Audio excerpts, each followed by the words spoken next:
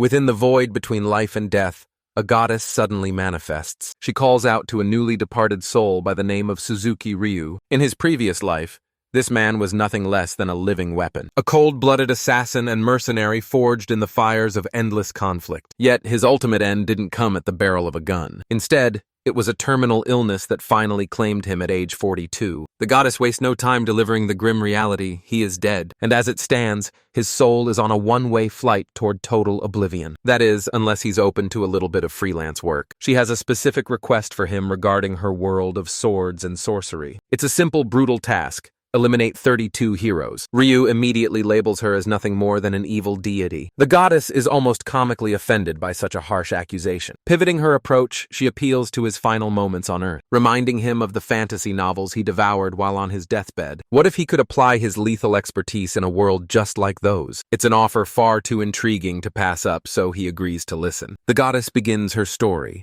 flashing back to 6 months prior. A king from her realm had illegally summoned 32 students from Earth. This was a forbidden act, usurping a power reserved only for the gods. She attempted to deport them, sending them back to where they belonged. But her divine messenger was brutally struck down by the very heroes she sought to save. Suzuki can hardly wrap his head around it. Heroes actually betraying their own savior? Gifted with overwhelming power, more than half of them have descended into a violent rampage. Now, their sights are set on conquering the secrets of interdimensional travel. This makes them a catastrophic threat not just to her world, but to Earth itself. The king responsible for this chaos has sealed his borders, severing all communication. Worse yet, ancient divine pacts prevent the goddess from intervening directly. That makes Suzuki the ideal candidate. A resilient soul with zero pesky divine loyalties. To seal the deal, she unveils his new vessel, a body meticulously crafted for peak performance. She boasts that its physical prowess and magical potential are absolutely flawless. However, Suzuki's soul immediately rejects the flashy offer. He argues that a body this perfect would be a dead giveaway for a professional assassin. The goddess clarifies that his soul will naturally reshape the vessel's appearance over time. He sighs, forced to concede that her logic actually holds up. She's satisfied,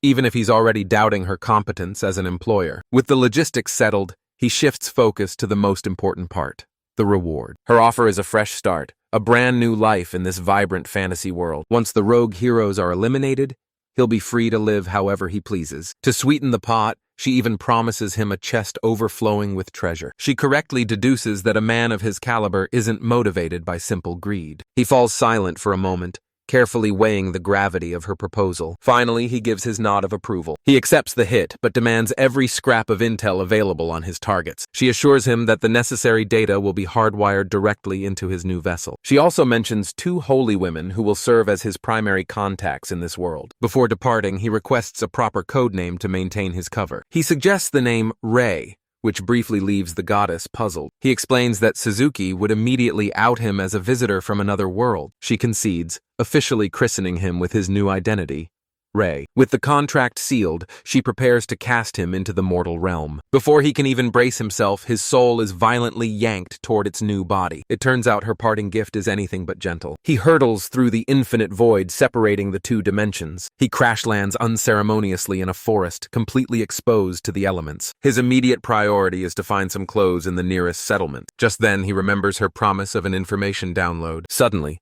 a comprehensive map of the entire world floods his consciousness. Even so, he can't help but feel his new boss is a bit on the careless side. Meanwhile, at the towering gates of a nearby fortress, his first stop is a local outfitter's shop to find some decent gear. Fortunately for him, the shop appears to be completely unattended. Now properly clothed, Rei finally feels ready to begin his mission. He makes a silent vow to eventually repay the owner for this forced loan. He reflects on his first few moments in this strange new world. He quickly masters the basics of magic, noting its striking similarity to the key of his past life. With his preparations complete, he sets his sights on his first goal: the Adventurers Guild. Hunting 32 high-level targets requires resources, intel, and a base of operations. Becoming an adventurer serves as the perfect cover to acquire all 3. He decides to scout the guild's location under the cover of darkness that very night. However, his quiet stroll is soon interrupted by a pair of unwelcome voices. 2 local thugs are out on the prowl looking for some easy late-night entertainment. Rei notes with satisfaction that the goddess's language gift is working flawlessly. One of them clamps a hand onto his shoulder,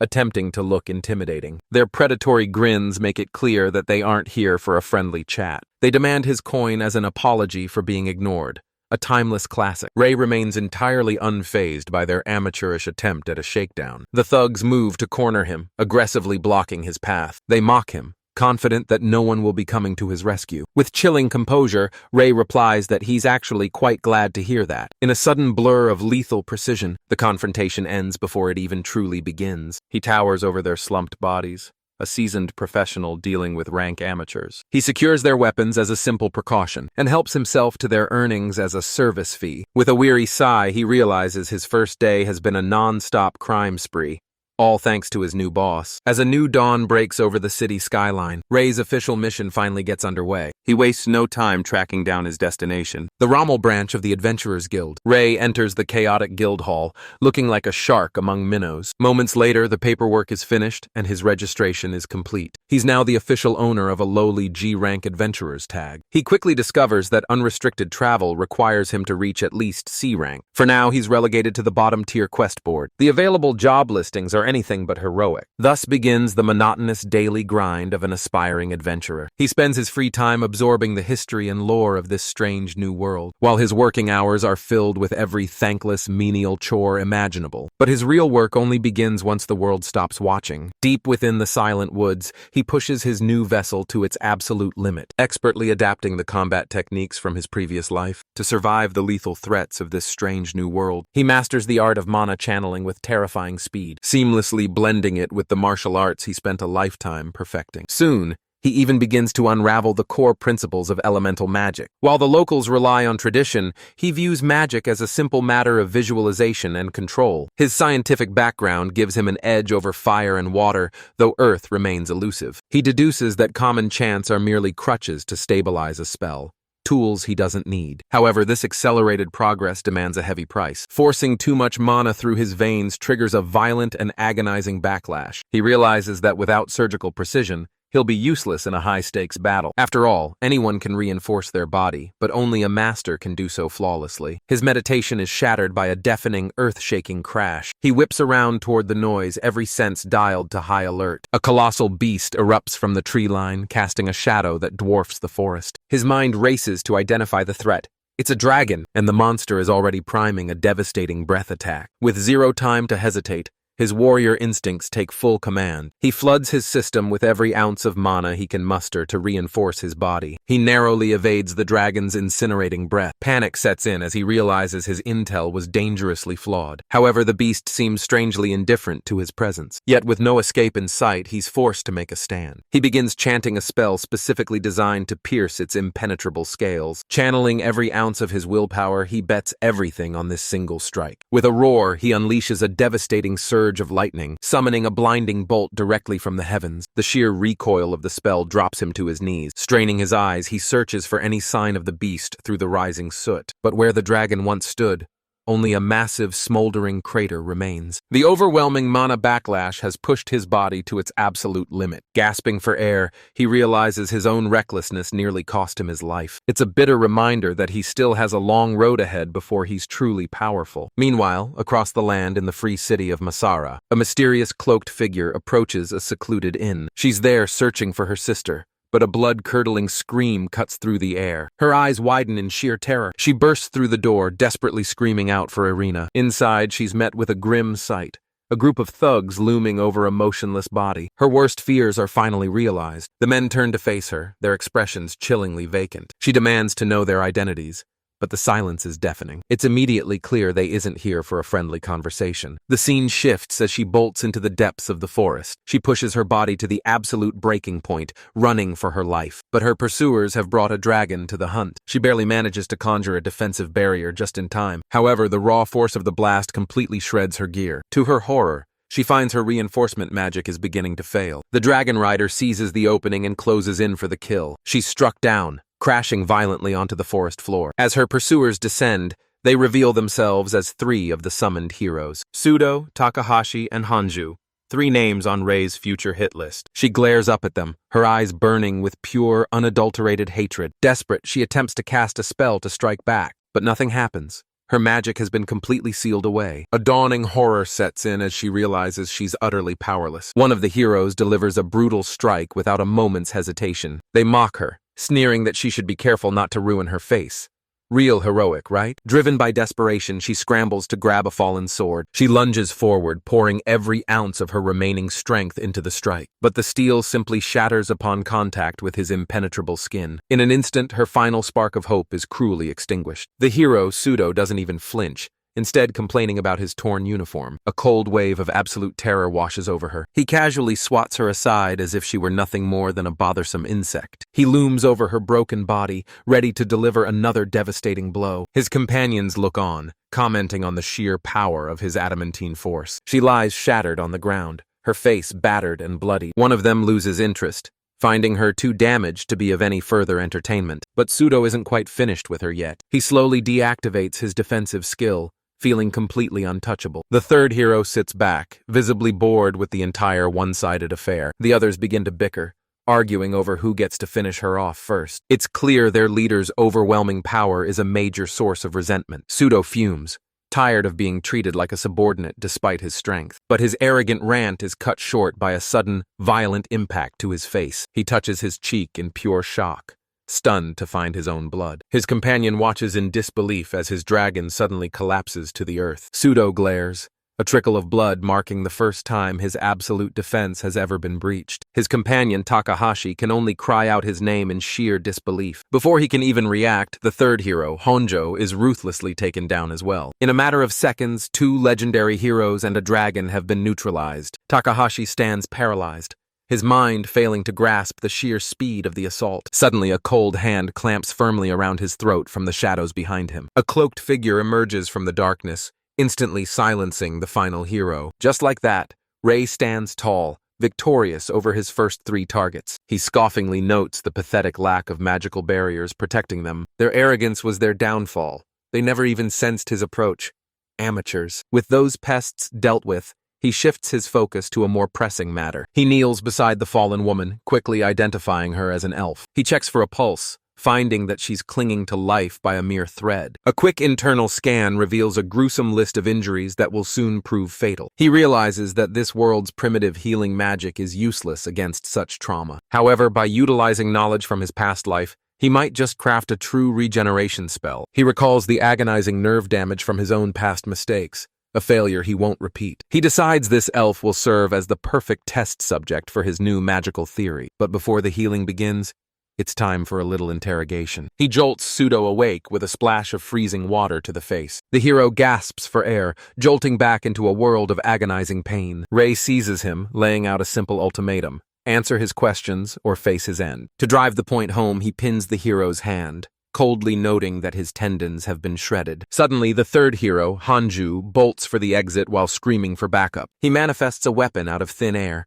the legendary Holy Lance, and he hurls it with lethal intent directly at Ray and his captive ally. The massive explosion engulfs Ray, sending him hurtling backward. Hanju looks back, a smug grin forming as he assumes his attack hit the mark. The Dragon Rider, now conscious, casually mocks him for his reckless aim. Ray emerges from the dust cloud, noting how the hero didn't hesitate to sacrifice his own comrade. A new figure steps forward, introducing himself as the formidable Kiryu Hayato. He mockingly asks if Ray has come all this way just to play savior to the elf. Kiryu sneers at his own subordinate for failing to safeguard their precious prize. He then issues a sadistic threat, vowing to make a gruesome example out of the girl. Ray's expression turns to ice. He realizes there's no room left for mercy. Kiryu finally notices that his dragon tamer has already been neutralized. Enraged, he commands his massive dragon to take to the skies. But Ray remains unfazed, calmly demanding that he descend and face him. The hero scoffs from his perch, conjuring another holy lance to strike from above. This time, the projectile streaks down with blinding lethal speed. But Ray has already seen through this trick. He identifies the flying beast as the primary threat in this classic boss-minion setup. He retaliates with a simple yet devastatingly precise fireball, aiming directly for the dragon's wing to bring it crashing down. The hero bellows in frustration as his majestic mount falters. Forced to change tactics, he calls upon a divine holy sword. A massive cloud of dust and mana saturates the air. From the thick smoke, he emerges clad in shimmering summoned armor. He manifests a legendary blade glowing with celestial power. Now he's finally ready for a direct head-on one confrontation. He conjures a massive firewall, attempting to corner Ray. However, his confidence instantly shatters into disbelief. The raging flames aren't affecting his opponent at all. Ray calmly strolls through the inferno, completely unscathed. The hero stands paralyzed, frozen in a state of pure shock. A single surgical strike connects squarely with his helmet. The enchanted steel shatters under the overwhelming force of the blow. Ray drops into a deadly combat stance perfected in his past life. He unleashes a relentless barrage, a true dance of destruction. The hero can only shriek in terror as his defenses utterly crumble. Under the relentless assault,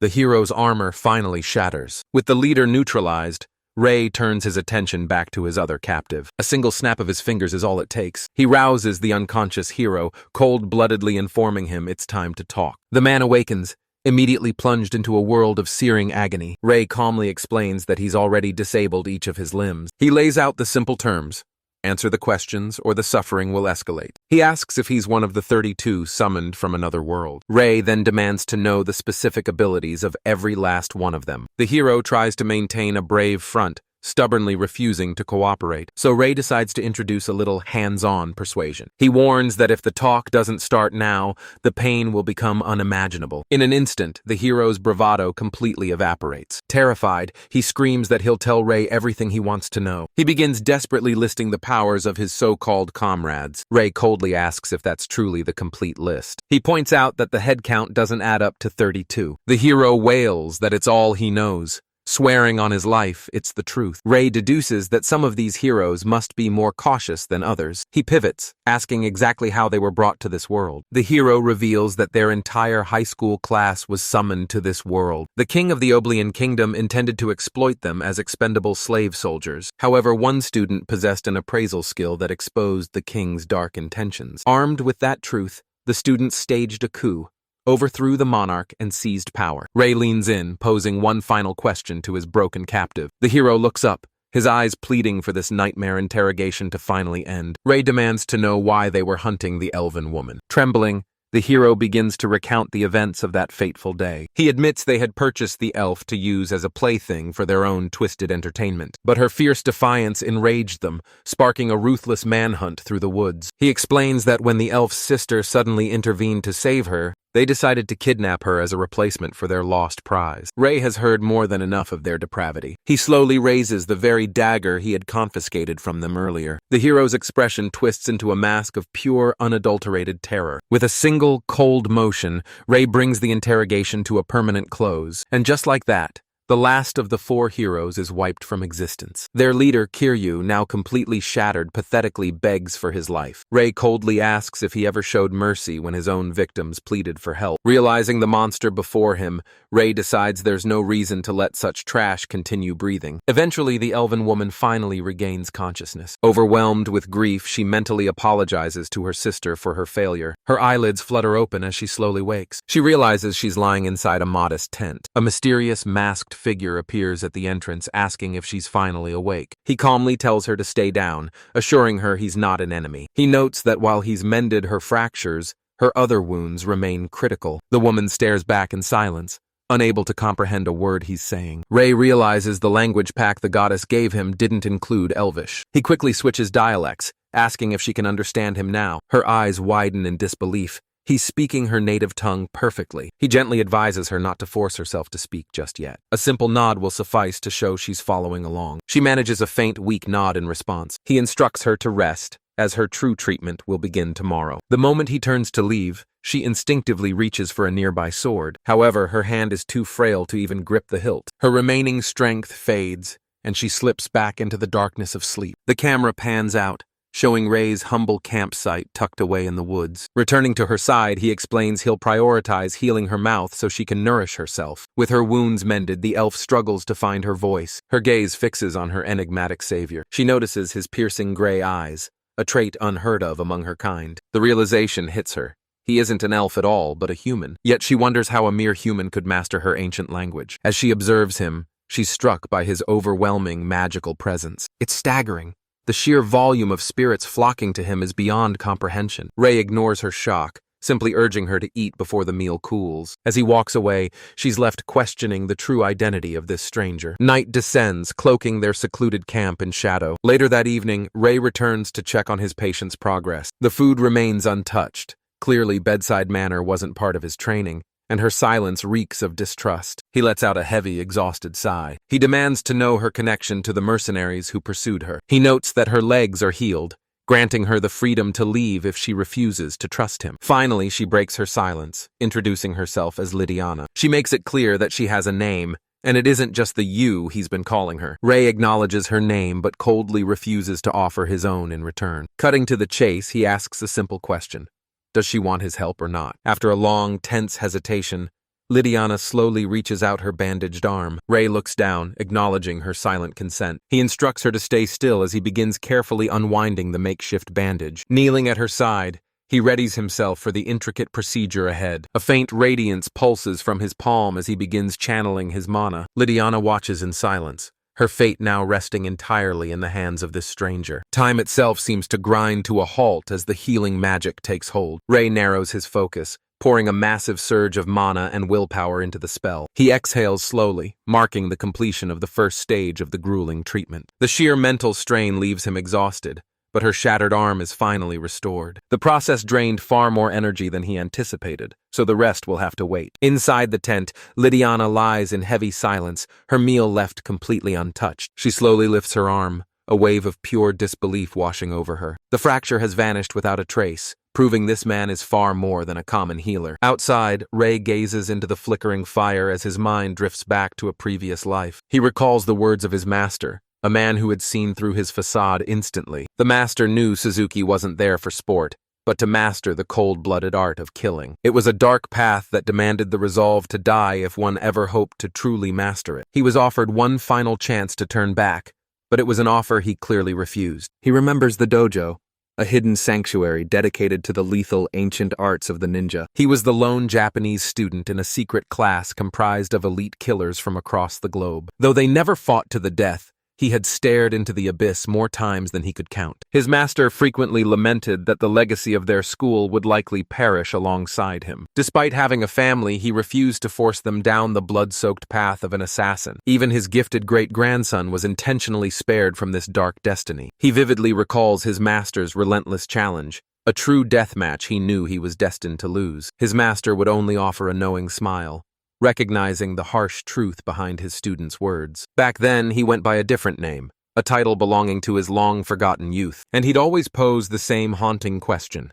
When will you finally be able to kill me? Returning to the present, Ray's expression darkens as the weight of the past settles on his shoulders. He can't help but wonder if the other heroes are even more formidable than the master he could never surpass. The following morning, Lydiana tentatively tests her newly mended legs. Finding her savior nowhere in sight, she quietly slips away from the campsite. She ventures into the dense forest, searching for any sign of a way forward. Suddenly, a tiny glowing forest spirit appears, sensing her unspoken need for water. The ethereal spirit gracefully beckons her deeper into the emerald woods. It guides her through the thicket to a hidden, tranquil stream. Collapsing by the water's edge, she finally begins to scrub away the grime of her traumatic ordeal. As she gently cleanses herself, she finds a fleeting moment of serenity in the cool water. However, the horrific memories of her struggle suddenly flash before her eyes. In an instant, the crushing weight of everything she's lost comes crashing down. Lydiana finally reaches her breaking point. She knows standard healing magic is useless against deep scars and shattered bones. She's convinced she'll be forced to live with these disfigurements forever. But suddenly, a single realization pierces through her despair. She remembers the man who mended her broken arm with such absolute perfection. A tiny spark of hope begins to flicker within her. She realizes that he didn't just save her life,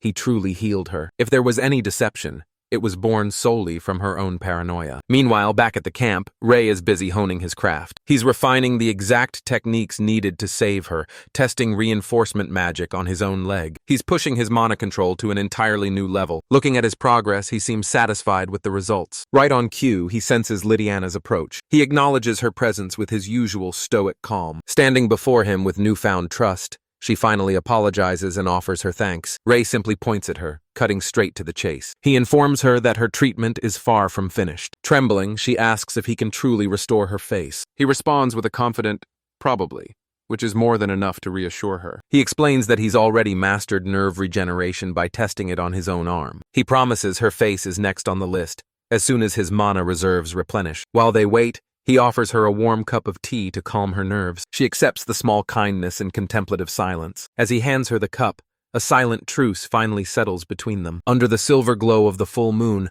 a fragile alliance begins to take root. With the pleasantries finished, the real treatment begins. He recalls an advanced thesis he once studied regarding human regeneration. Closing his eyes, he visualizes every cell and the intricate structure of her bones. He channels his mana into her, forcefully reactivating her body's natural healing process. A violent surge of restorative energy ripples through her entire being. This is his own unique mastery-level interpretation of high-tier regeneration magic. Scars and bruises vanish without a trace, and as dawn breaks, the procedure is finally finished. The sheer magnitude of the spell leaves him utterly exhausted, and he passes out. He snaps awake later, panic setting in as he remembers his patient. He scolds himself for showing such vulnerability by falling asleep in front of a stranger. However, he isn't met with hostility, but a surprisingly gentle presence. She softly asks if he's finally returned to the land of the living. For the first time, Ray sees her true, unblemished face as she offers him a simple, "good morning." Stunned by her transformation, he can do nothing but stare in absolute awe. He had never truly realized the depths of her beauty until this very moment. Meanwhile, over in the Oblivion Kingdom, absolute chaos erupts as monstrous creatures run rampant through the streets. A massive reptilian beast tears a path of destruction through the heart of the city. Suddenly,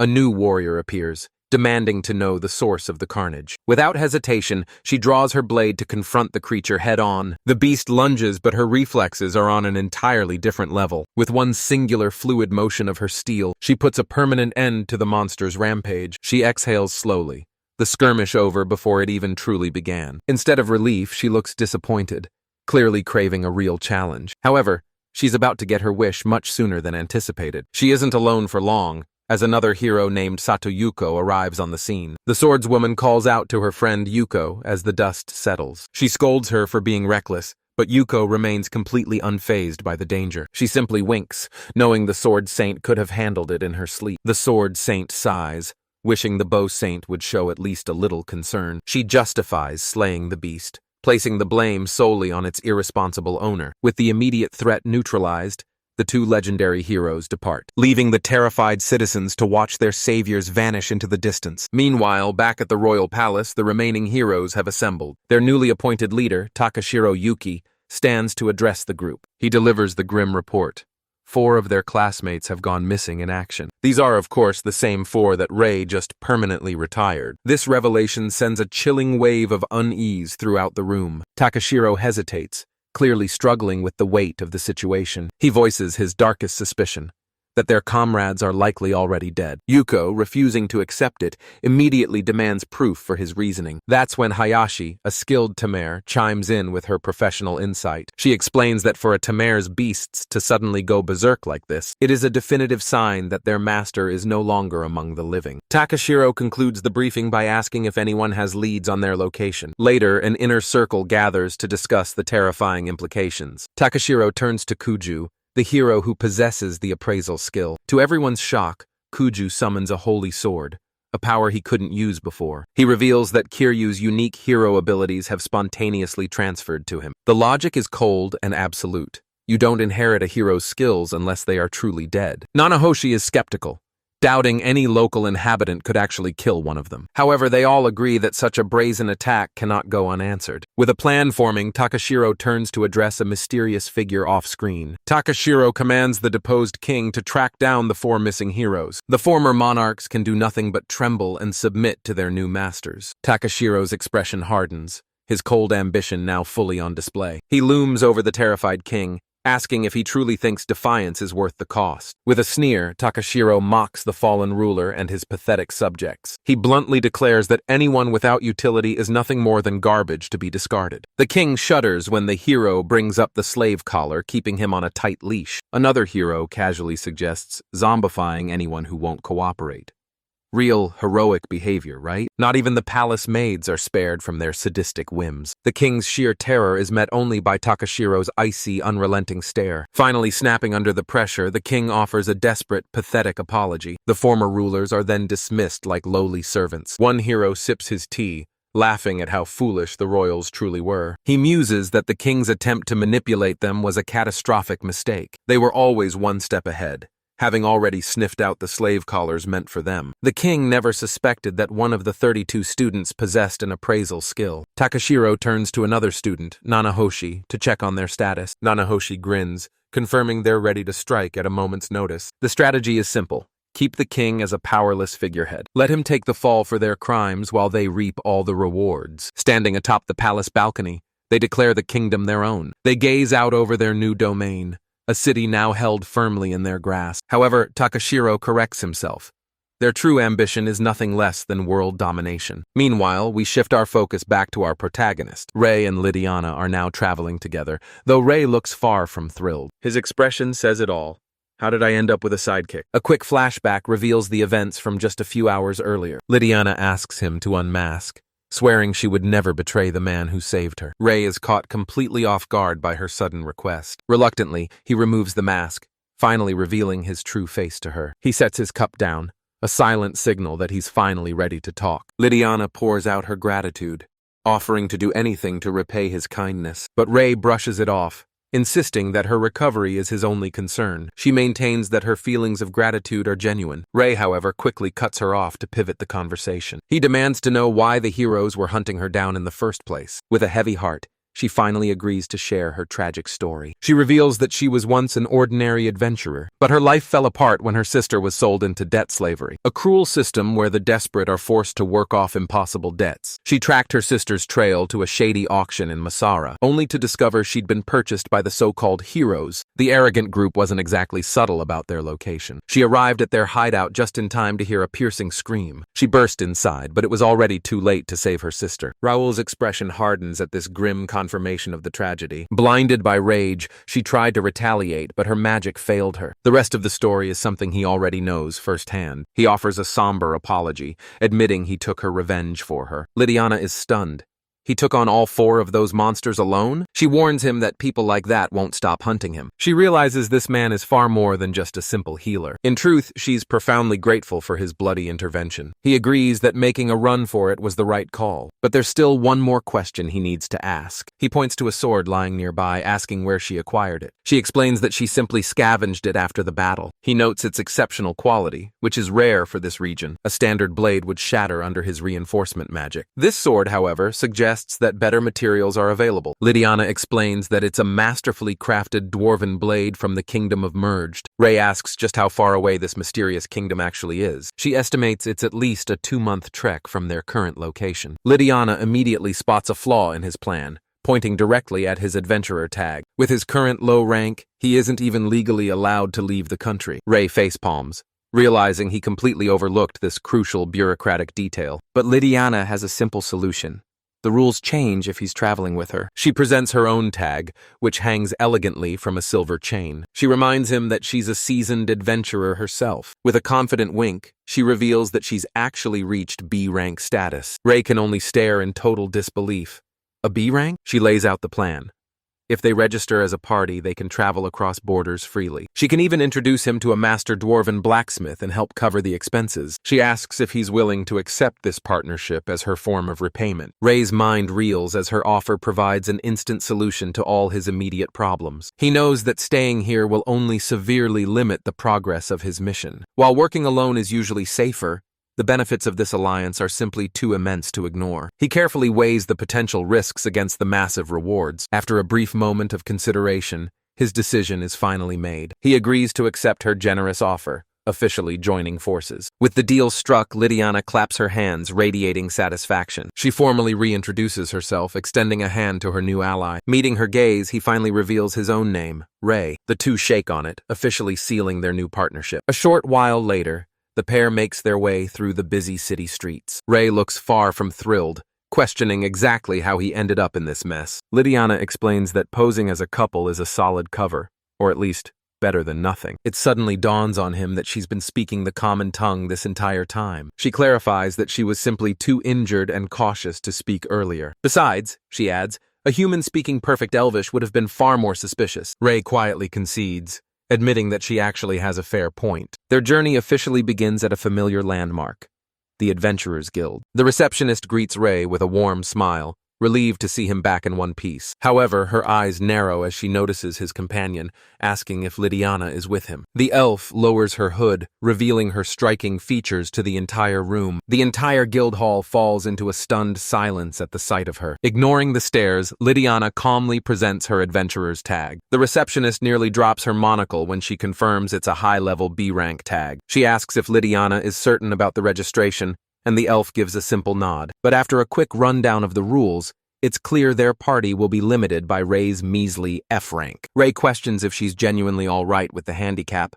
but she simply offers a knowing smile. She's certain he'll be ascending through the ranks in no time at all. Ray sighs, realizing his newfound freedom comes with some heavy expectations. The receptionist presents them with the official party registration form. A single, humiliating word flashes through his mind: parasite. Nearby adventurers are already gossiping about the bizarrely mismatched duo. Ray finally realizes why they're attracting so much unwanted attention. Their first order of business? Deciding on a name for their party. The receptionist notes that any name works, provided it isn't overly long. Lydiana excitedly suggests something sickeningly romantic, much to Ray's horror. The receptionist approves, but Ray immediately vetoes the idea. He snatches the quill, determined to handle the naming himself. Lydiana peeks over his shoulder, eager to see what he comes up with. He settles on Ravenclaw, named after a blackbird from his homeland. Lydiana's eyes sparkle. She's absolutely enamored with the choice. With the paperwork finalized, Lydiana outlines their immediate plans. However, their departure catches the eyes of the city's more unsavory characters. At the inn,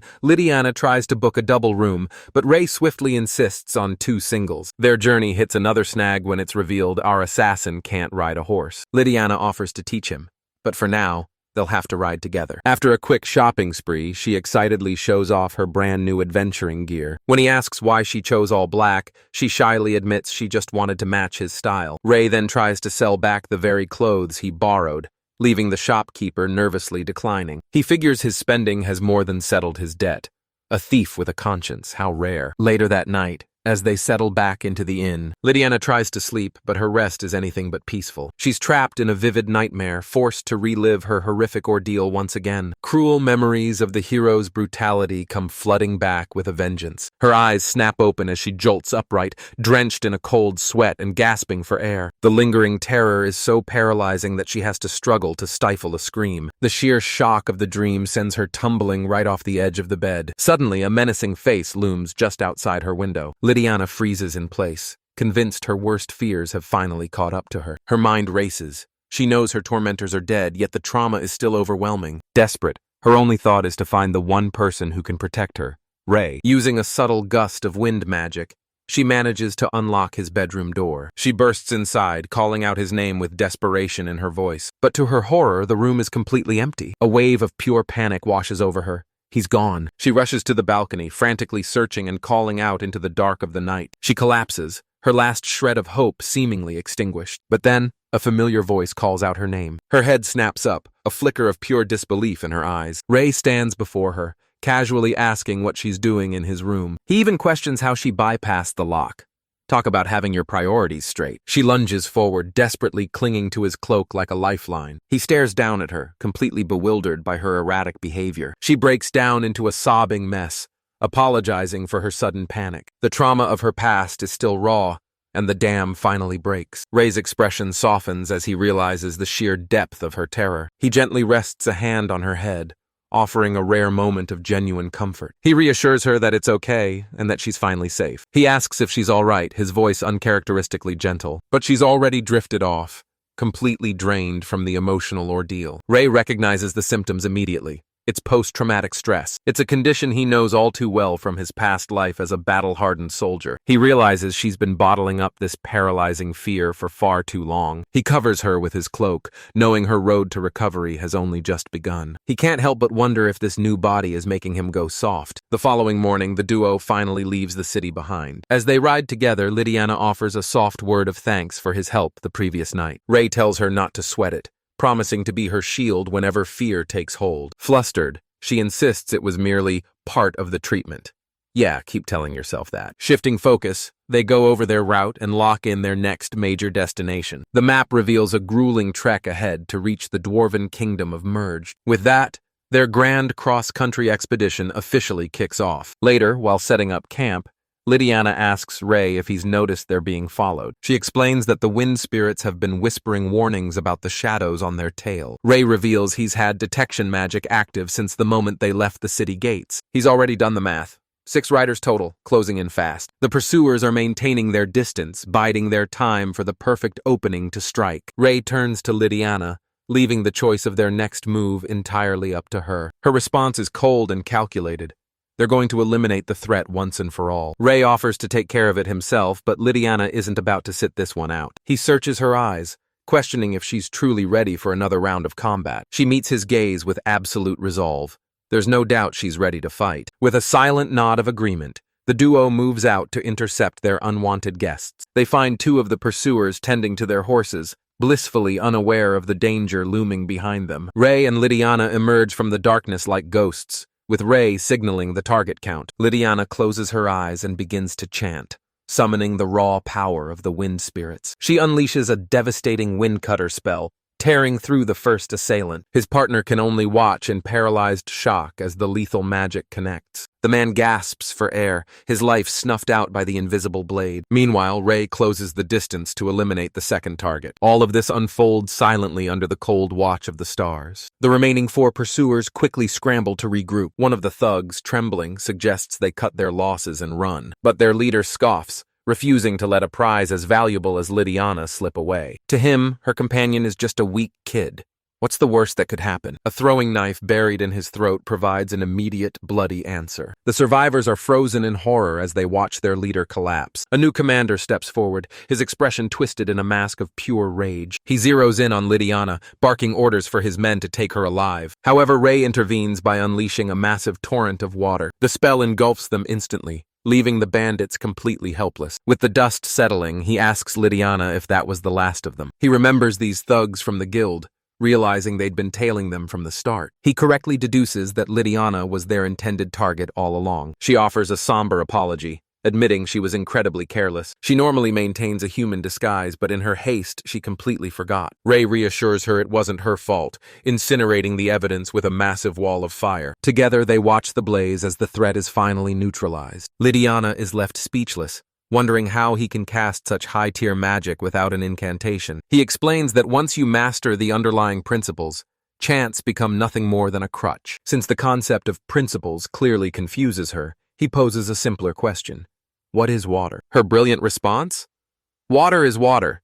Well, it's hard to argue with that logic. Ray tries again, asking if she understands the process of how water is actually formed. She beams with pride, confidently declaring that spirits create it. Standard fantasy logic. Ray can only sigh, realizing the futility of teaching molecular science in a world governed by magic. To prove her point, Lydiana unleashes a devastating lightning spell of her own. Ray admits that her raw output is a genuinely impressive display of power. However, his attempt to explain the physics behind it leaves her utterly bewildered. Lydiana is in awe, believing he mastered a legendary spell in just one night. But Ray knows the truth. It took him days, and her mana control still puts his to shame. A few days later, their travels lead them to a massive port city. Lydiana explains that this is Msara, a thriving hub for both legal and underground trade. Which is exactly why, she says with a wink, a disguise is absolutely mandatory. Ray reaches out to inspect her prosthetic ears, causing her to blush furiously. He offers a quick apology, but she simply tells him to give her a heads up next time. She then reveals that this is the very city where the heroes have been staying. She still has a heavy burden to carry, finding her sister's final resting place. Ray offers a silent nod of understanding, agreeing to accompany her. Their journey leads them back to a familiar-looking inn. The innkeeper welcomes them warmly, inquiring if they'll be staying the night. Lydiana asks about the items left behind by the previous tenants of room 203. Confirming the bill was settled, the innkeeper hands over her sister's adventurer tag. He then slides a mysterious small box across the counter. Lydiana offers to pay for a room, though Ray feels staying here is a massive mistake. The innkeeper's eyes narrow, scrutinizing the pair with unsettling intensity. He offers a double room, which Lydiana accepts instantly, much to Ray's disbelief. Ray eventually relents, figuring keeping her close is better than risking another panic attack. Once inside, Lydiana is visibly relieved to have her magic bag back in her possession. Since Ray has no idea what he's looking at, she decides to give him a demonstration. To his utter shock, she pulls a full-size sword out of the tiny box. She explains it's an enchanted item capable of holding far more than its size suggests. Since the bag is magically bound to Hermana, she knew the contents would remain untouched. Ray peers inside, completely fascinated by the pocket dimension hidden within. Lydiana boasts that the rare item is worth a fortune, but Ray is just glad she's found it. With her gear recovered, she declares it's time to handle their next order of business. They head back down to the lobby, where the innkeeper is waiting for them once again. Lydiana slams a heavy pouch of gold onto the counter. Her gaze turns icy as she demands the truth about the elf's remains. The innkeeper's hands tremble as he greedily clutches the bribe. He stammers about guest privacy, desperately trying to play by the rules. But Lydiana isn't making a request, she's buying an answer. Under the pressure, he finally folds and admits there was indeed a body. He reveals that the royal knights arrived and confiscated every piece of evidence. Lydiana is floored.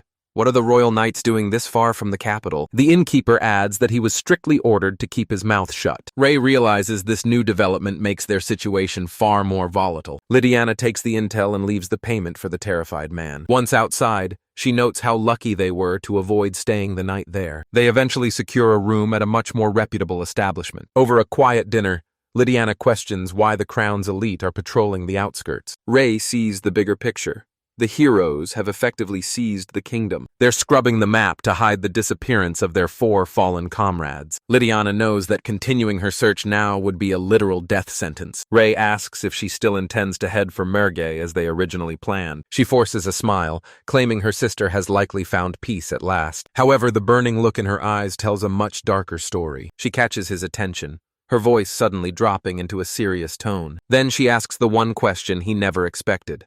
Are you from another world? Ray's composure instantly shatters as he nearly spits out his wine. So much for being a master of stealth. She explains that she's harbored her suspicions for quite some time now. His table manners are far too refined, yet he lacks the basic equestrian skills of a noble. However, the biggest giveaway is the spirits that are constantly drawn to him. She's never seen opposing elements like fire and water gather around a single person so harmoniously. She reassures him that his origins don't matter to her in the slightest. But she refuses to travel for 2 months with this massive secret hanging over their heads. Ray realizes she's right. His cover is already completely blown. If he wants her cooperation, he needs to build a foundation of genuine trust. He finally relents, deciding it's time to lay all his cards on the table. Lydiana leans in, ready to absorb every detail of his story. Ray reveals everything, starting with his past life as a cold-blooded assassin. He explains his current divine mission, to eliminate 32 heroes at a goddess's request. She wonders if saving her was just part of the job, but he admits it was purely a coincidence. He confesses that if his targets weren't those specific heroes,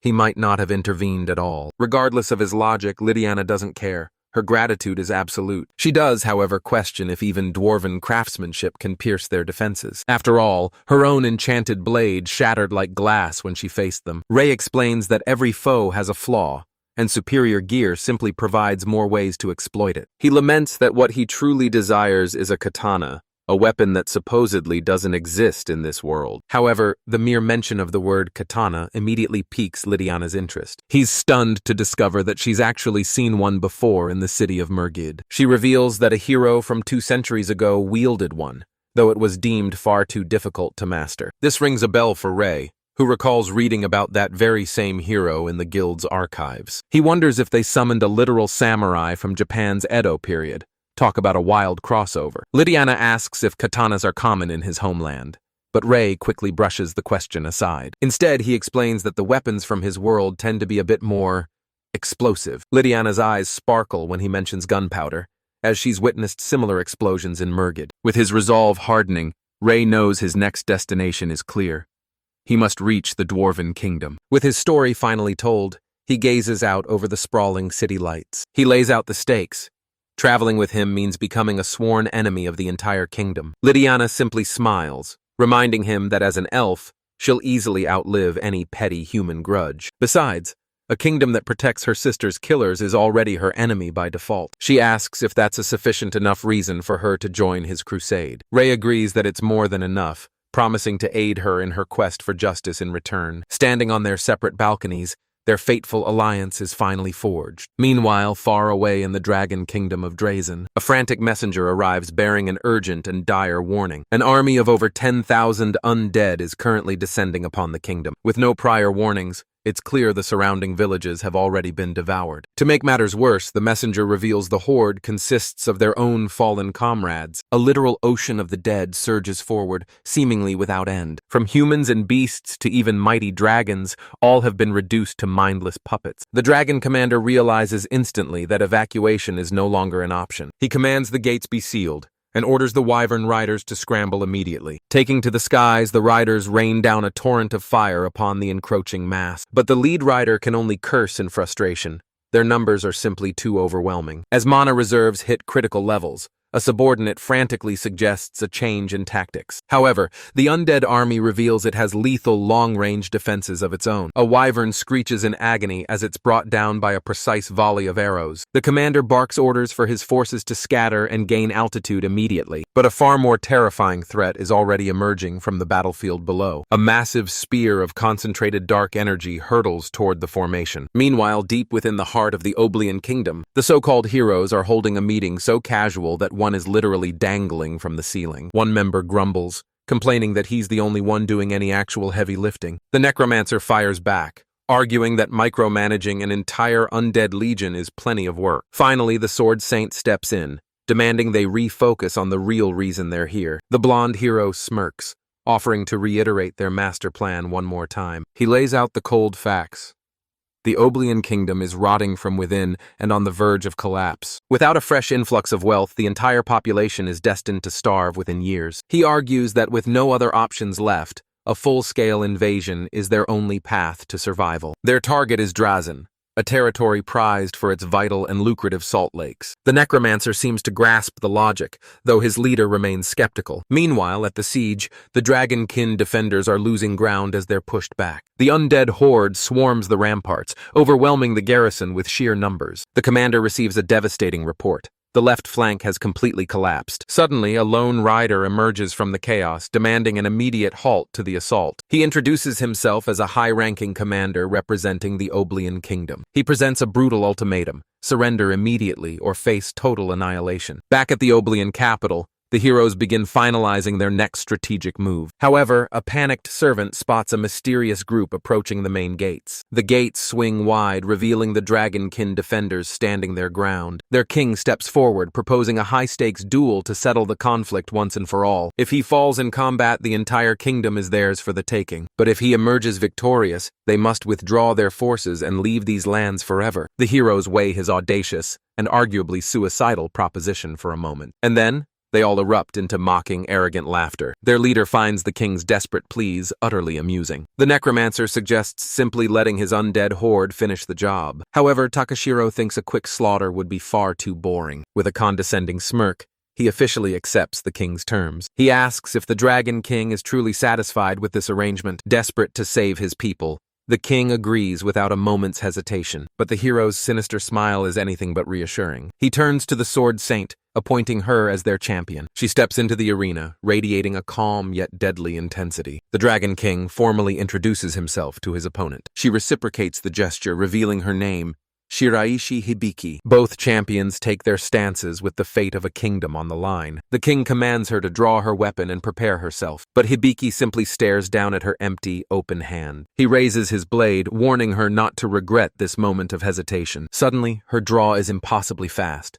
making his movements look like a crawl. In a blinding flash of steel, she deflects his strike effortlessly. She coldly notes that his technique was far too predictable. Her friend cheers from the sidelines while the king reels in pure shock. Takashiro smirks, recalling his promise to let his allies do as they please. The king's guards charge forward, desperate to shield their fallen ruler. But the hero leader counters instantly, unleashing a devastating flame lance of his own. Takashiro casually suggests the necromancer add these guards to his growing collection. His companion scoffs, complaining that he prefers his minions a little less extra crispy. Regardless, he begins his dark work, chanting a spell to command the fallen. A charred, blackened hand suddenly twitches back to life. The Dragon King can only watch in sheer, helpless horror. With a simple gesture, The necromancer halts one of his newly raised puppets. The king is forced to witness his own loyal men transformed into mindless monsters. The arena floor is now swarming with the restless undead, and the newly resurrected soldiers begin their eerie, shambling shuffle forward. Takashiro grins, declaring the kingdom of Drazen officially conquered. The so-called heroes look on, savoring their absolute victory, but their leader is already eyeing their next prize, the Jiltrude Republic. Meanwhile, our protagonist's journey leads him straight toward that very same nation. They soon arrive in the heart of the bustling Republic of Jiltrude. Ray is shocked they crossed the border so easily, but Lydiana credits her prestigious B-rank tag. She smugly asks if he's finally glad they decided to team up. He admits, with surprising sincerity, that he's actually quite grateful. His blunt honesty catches her completely off guard. As they walk, he can't help but notice a stark contrast. This city is significantly more prosperous than any region in Oblivion. The bustling streets are overflowing with exotic goods and wealthy merchants. Lydiana explains that as a hub for international trade, Jiltrude is exceptionally advanced. In comparison, Oblivion is currently struggling under the weight of heavy trade sanctions. She muses about what the kingdom could have possibly done to earn such a pariah status. Later that evening, while resting at their inn, Lydiana maps out their route,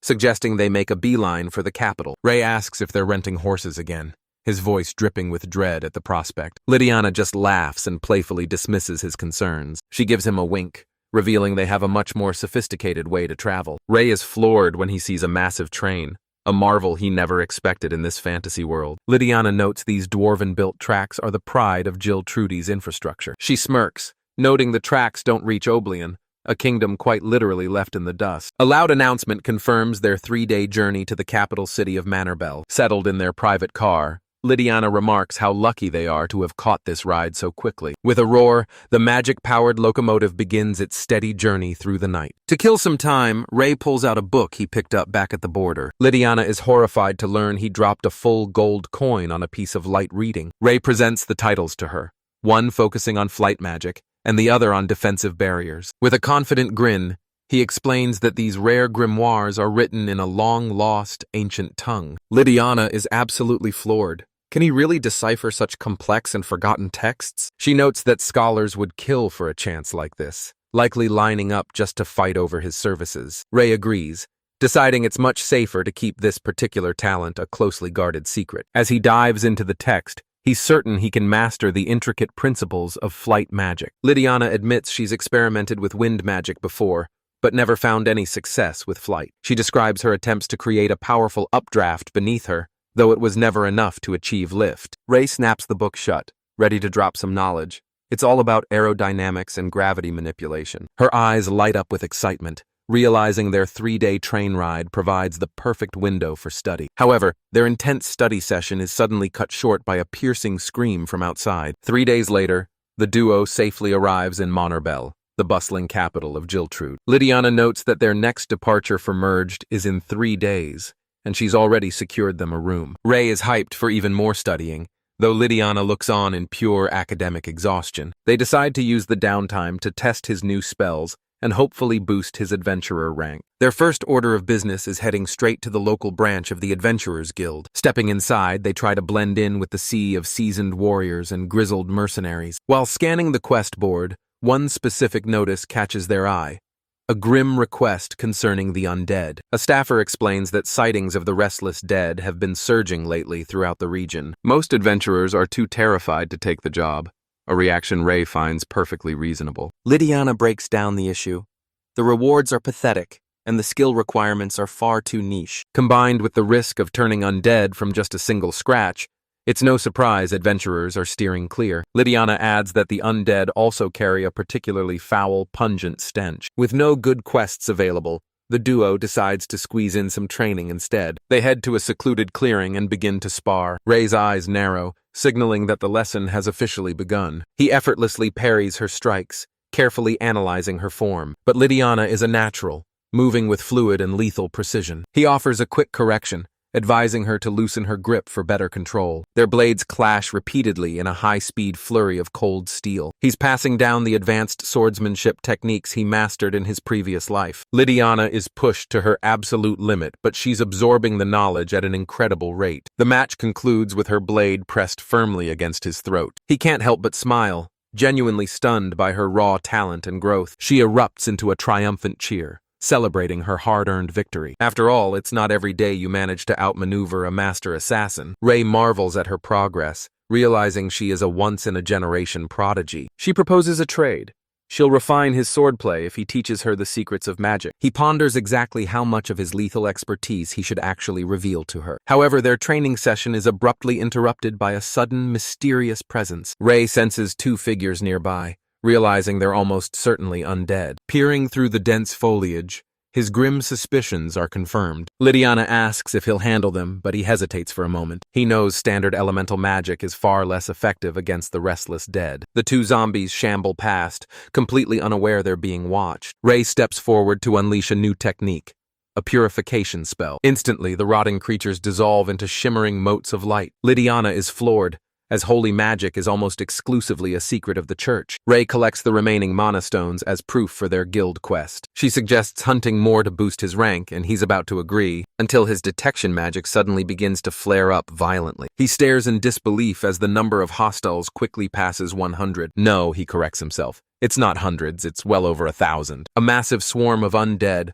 far larger than he ever imagined, is closing in. Lydiana realizes this is far more catastrophic than a simple monster surge. An entire legion of the damned begins cresting the nearby hill. This isn't just a skirmish, it's a full-blown monster stampede. Back at the city, the guards are only just now sounding the alarm. Local command is in total disarray, baffled by how the army went undetected. The commander realizes that mere adventurers won't be enough to stop this tide. They slam the gates shut, but their defenders are hopelessly outmatched. Desperate distress signals are broadcast to every guild in the city. If they fail, this entire metropolis will be wiped from the map. Meanwhile, a lavish carriage cuts through the surrounding chaos. Inside, the necromancer hero grumbles about the grueling month-long journey. His companions offer apologies, having arrived much faster via dragonflight. The necromancer scoffs, irritated that their leader prioritized other matters. As they pass through, they notice Jiltrude's impressive magic-powered trains. The necromancer explains that these machines are fueled by potent magic stones. His companions are already plotting to conquer this nation and expand the railway.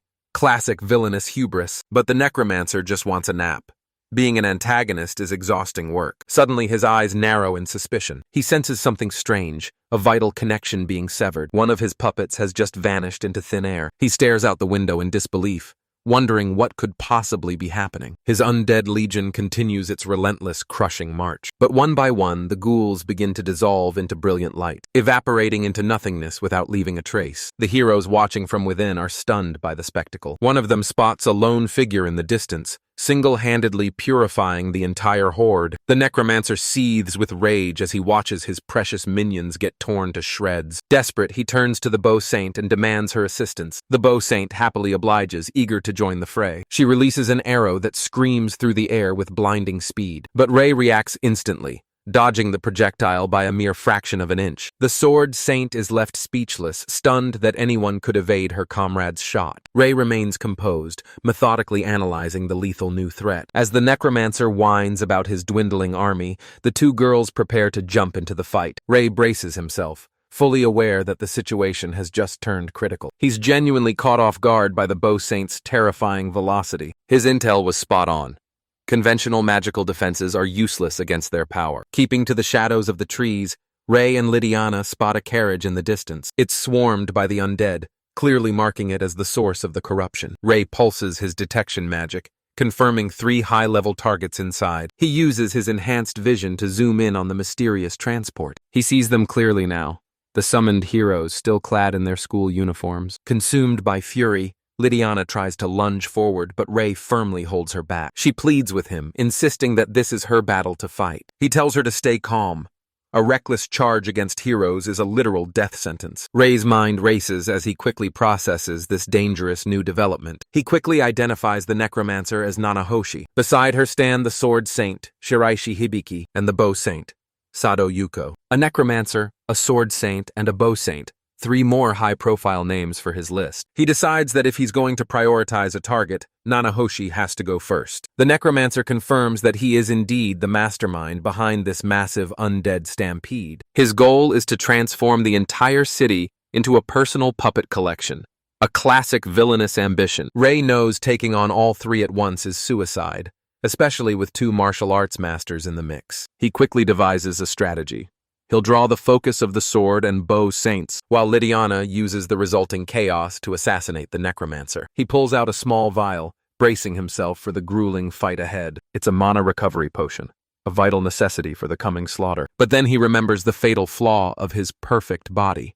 If poison doesn't affect him, neither does medicine. He steps out to confront them, leaving the bow saint surprised to find a swordsman instead of a mage. She even takes a moment to admire his looks, noting that he's roughly their age. The two heroes stand ready, one amused by the encounter, the other strictly business. Ray's mind races as he sizes up his opponents, the bow saint and the sword saint. The three of them face off in the clearing, the air heavy with the promise of violence. The sword saint smirks, confidently volunteering to handle him all by herself. With a sharp flick of her foot, she kicks up a stone to create a split-second distraction. In an instant, she's upon him, her blade nothing more than a silver blur. Ray narrowly manages to parry the lightning-fast strike. He's left reeling by the sheer blistering speed of her assault. The two break apart, their opening exchange over in a heartbeat. The sword saint seems amused, finding his ability to dodge surprisingly intriguing. Ray breaks into a cold sweat, finally tasting the true, overwhelming power of a saint. Her companion simply watches from the sidelines, clearly enjoying the spectacle. He's driven back once more,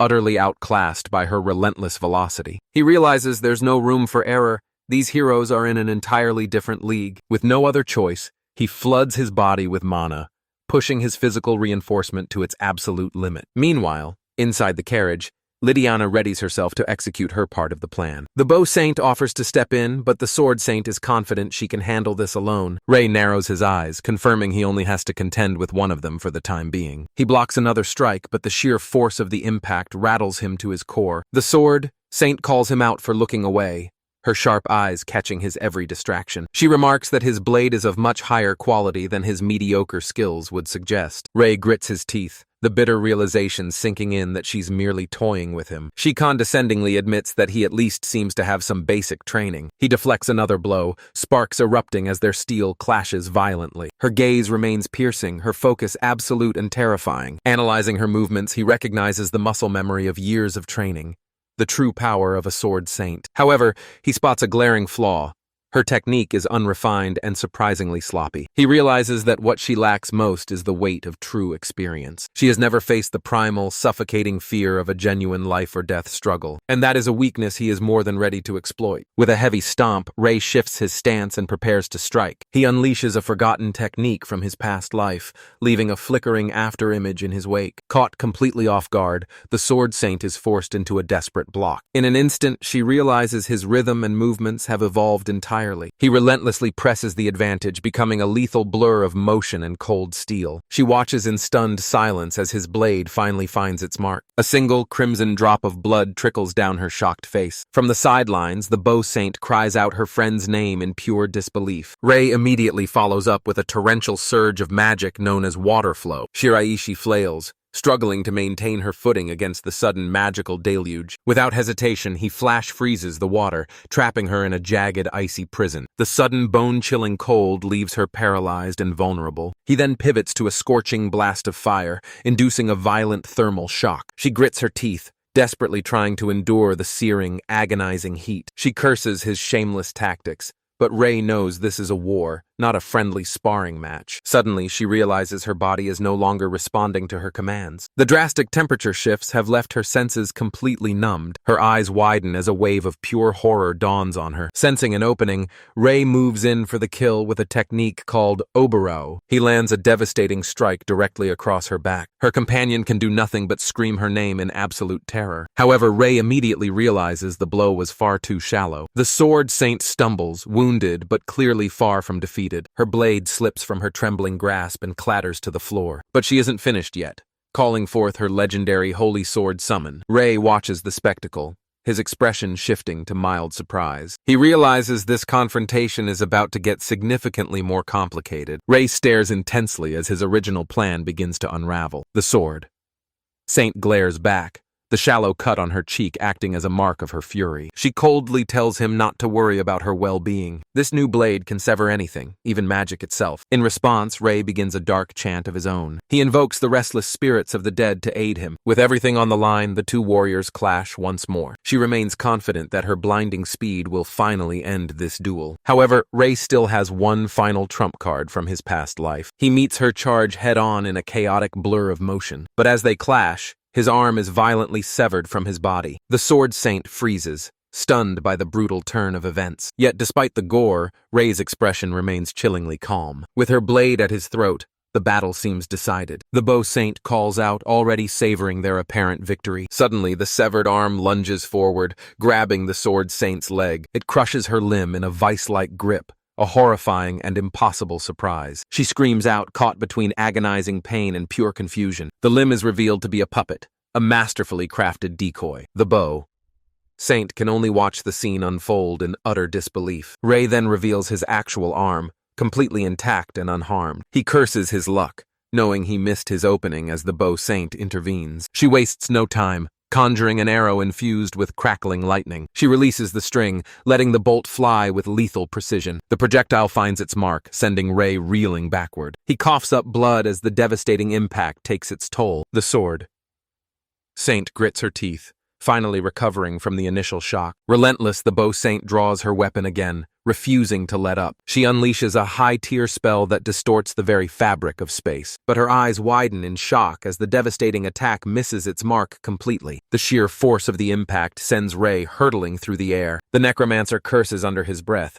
his mana reserves finally hitting zero. As the two heroes attempt to regroup, Ray's strength fails and he collapses to the dirt. In his final moments of clarity, he realizes he completely misjudged their coordination. Yet deep down, he knows he was saved by a mysterious third party. His consciousness begins to slip away as the heroes are forced to retreat. He lies broken on the ground, the jagged wound in his side bleeding out. His only instinct now is to staunch the flow before his time runs out. Back at the carriage, the necromancer grumbles about how long the mission is taking. He assumes his companions are just toying with their prey instead of finishing them off. But his arrogant rant is cut short by a sudden, violent spray of crimson against the window. He looks down at his own chest in absolute paralyzing horror. Lydiana towers over him, her blade buried deep. He really should have been paying attention. With cold resolve, she declares her decision. Every last hero must be purged. It's a necessary evil, for her own sake and for Ray's. She raises her hand, summoning a devastating pillar of lightning. The necromancer is instantly vaporized, obliterated in a blinding flash of energy. Lydiana calls out Ray's name, her part of the dark plan finally complete. A flashback reveals Ray outlining their desperate strategy. He would act as the decoy, drawing the full attention of the two warriors. This would grant Lydiana the opening she needed to assassinate the necromancer. Lydiana admits that facing all of them simultaneously would have been impossible. Back in the present, Ray executes the plan, successfully luring the heroes away. Lydiana's eyes burn with a chilling, focused rage. She carves a path through the remaining undead, rapidly closing the distance. The Bow Saint is preoccupied, still tending to her wounded comrade. Lydiana strikes from the shadows, catching her completely off guard. She glares at the Bow Saint, the one who dared to shoot Ray. The Sword Saint stares back, etching Lydiana's vengeful face into her memory. Lydiana screams his name as Ray finally succumbs to his injuries and collapses. Panicked, Lydiana frantically pulls out every healing potion in her possession. Her hands tremble violently as she prepares the vials. She desperately tries to force the medicine down his throat. She pleads with him to hold on, begging him not to die. But the bleeding is relentless and refuses to stop. She stares in utter disbelief as the potions fail to have any effect. A horrifying realization begins to dawn on her. Ray weakly explains the irony. His perfect body is also perfectly immune to medicine. Grabbing his arm, she realizes conventional medicine is completely useless. However, her own divine healing magic might still stand a chance. But first, she has to eradicate the remaining undead once and for all. She casts a cold glare at the rotting obstacles standing in her way. Invoking the ancient spirits of wind and water, she channels the raw, crackling fury of lightning itself. The elements coalesce around her at her command, fueling her strength to finally clear a path through the carnage. She unleashes her most devastating spell, Tempest. A cataclysmic storm of energy tears across the battlefield, shredding the undead legions into absolute nothingness. Within seconds, the horizon is clear and not a single monster remains. High atop the city walls, The guildmaster watches the scene in stunned silence. Neither he nor his staff can fathom the spectacle they just witnessed. A mysterious stranger appeared, purified an entire horde, and then fought a legendary swordswoman to a complete standstill. Overwhelmed with gratitude, the city's priests hail the man as a divine savior. Suddenly, a guard bursts in with an urgent report from the front lines. The guildmaster wastes no time, ordering the massive gates to be thrown open. As the heavy doors creak wide,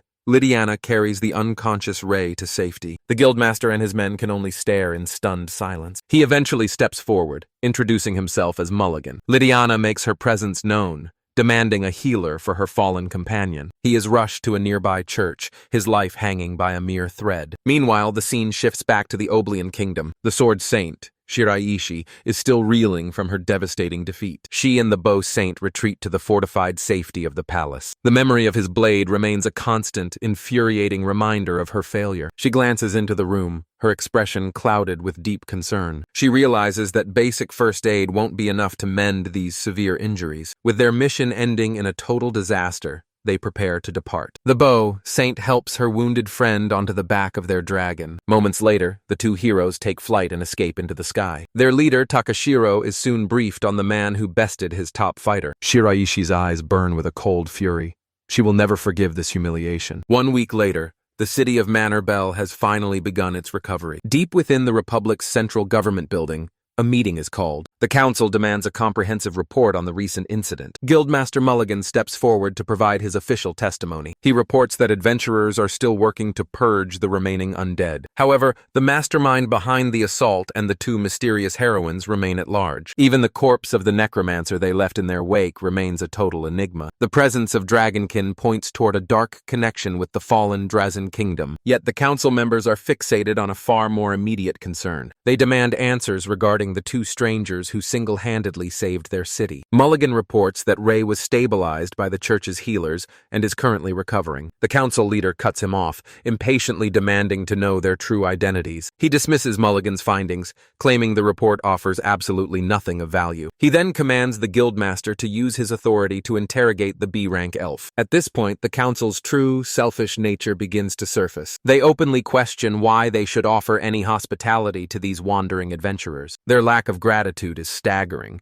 considering the city would be ash without their intervention. Mulligan argues that while they are saviors, their overwhelming power makes them a liability. He reminds them of the devastating magic Lydiana unleashed, a force that could easily be turned against them. The council leader pauses, asking if these two are truly such a massive threat. Mulligan confirms his fears, stating that both individuals possess at least A-rank capabilities. Finally realizing the danger of offending such warriors, the leader's expression shifts. He quickly changes his tune, ordering Mulligan to treat them as honored heroes for now. With his new orders in hand, the guildmaster sets off to meet the city's saviors. Meanwhile, back at the infirmary, Lydiana is busy playing nurse for the unconscious Ray. Ray insists on feeding himself, but she's absolutely not having it. Honestly, he's more concerned with her lack of clothing.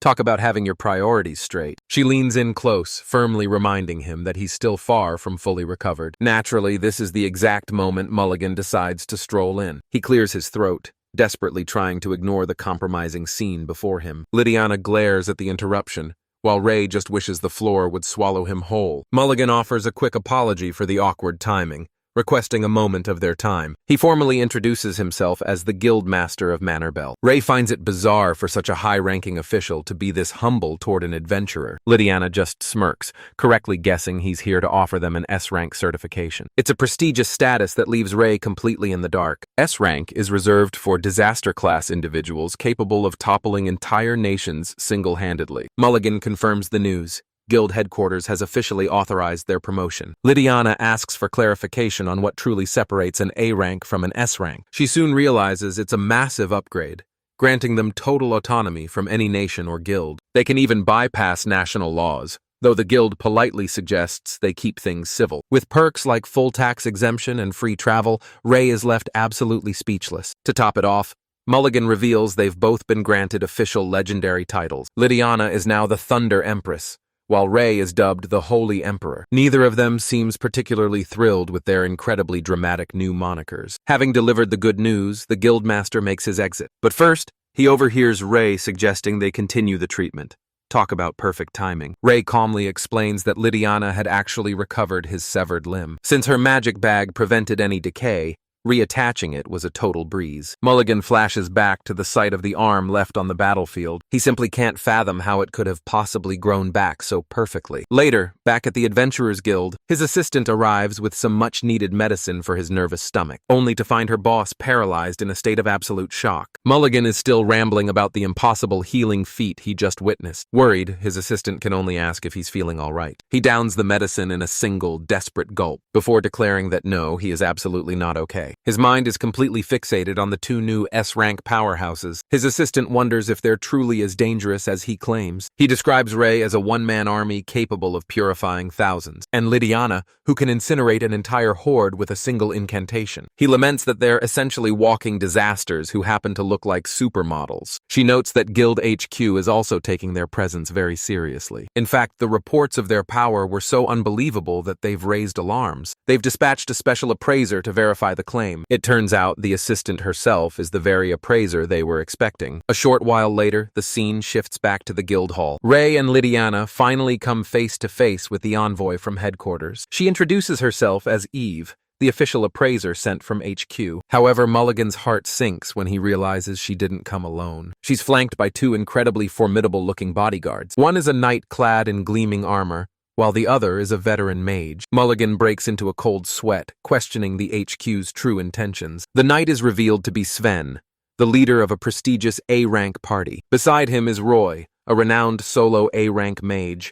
These guys are the real deal. Sven scoffs condescendingly, mocking the very idea that these kids could be S-rank. Sven offers to humble the boy himself, while Roy reminds him the girl is S-rank as well. Ray casually waves them off, telling them to finish their business and get lost. The knight's face contorts with fury, stunned by the kid's sheer audacity. But from behind her eye patch, Eve perceives something that changes everything. Ray's eyes widen in surprise as the tension suddenly breaks. Sven is left completely bewildered by the sudden shift in the room's atmosphere, because the elite appraiser from HQ is now prostrating herself on the floor before Ray. She begins apologizing frantically for her perceived rudeness. Ray's expression remains cold as he processes this sudden development. Sven seizes Mulligan, demanding to know what's wrong with his subordinate, but a blur of motion and a sharp crack cut him off instantly. The A-rank knight is sent crashing to the floor. Guess he found out the hard way. Ray kneels beside the trembling, bowing Eve, asking what she's done. Overwhelmed with fear, she can only beg for forgiveness for her transgression. Mulligan breaks into a cold sweat,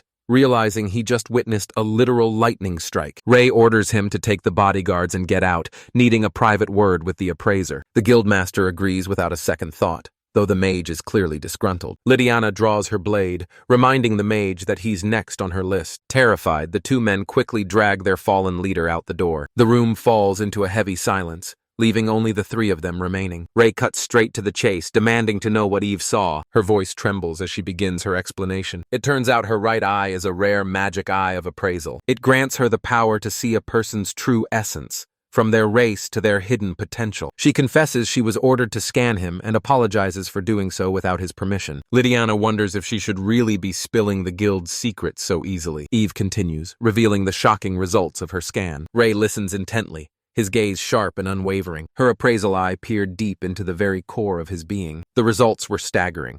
His race is angel, with every other stat listed as unknown. She breathlessly repeats the result of her appraisal.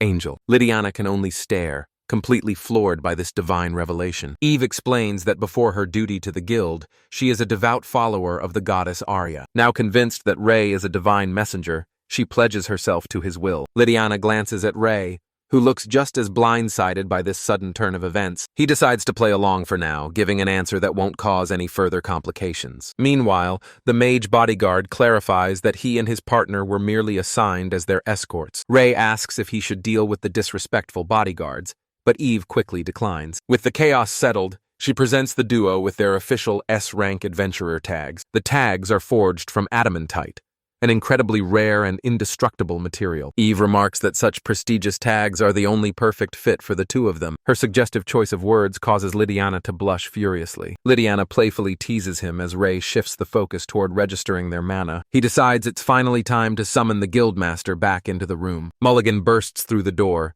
Clutching the necessary registration tool, Ray places his new tag onto the crystal orb, infusing the device with his immense power. The assistant confirms that the mana registration is officially complete. Mulligan explains that their records will now be sealed, hidden from all but the highest authorities. He also provides them with A-rank tags for daily use to help them maintain a lower profile. Eve then inquires what specific details she should include in her official report to headquarters. Ray flips the script, asking her to recount what Mulligan has already disclosed. The Guildmaster lists Ray's known feats, from chantless multi-elemental magic to his god-tier skills. Between his master-level swordsmanship and impossible regeneration, he's effectively a living legend. Ray nonchalantly tells her to report exactly that, and she dutifully complies. Mulligan stresses that Ray needs to grasp just how absurdly abnormal his power level truly is. With her instructions clear, Eve excuses herself to head toward the communication room. She mentions that the device inside was actually crafted by a legendary hero from a bygone era. Ray is instantly intrigued,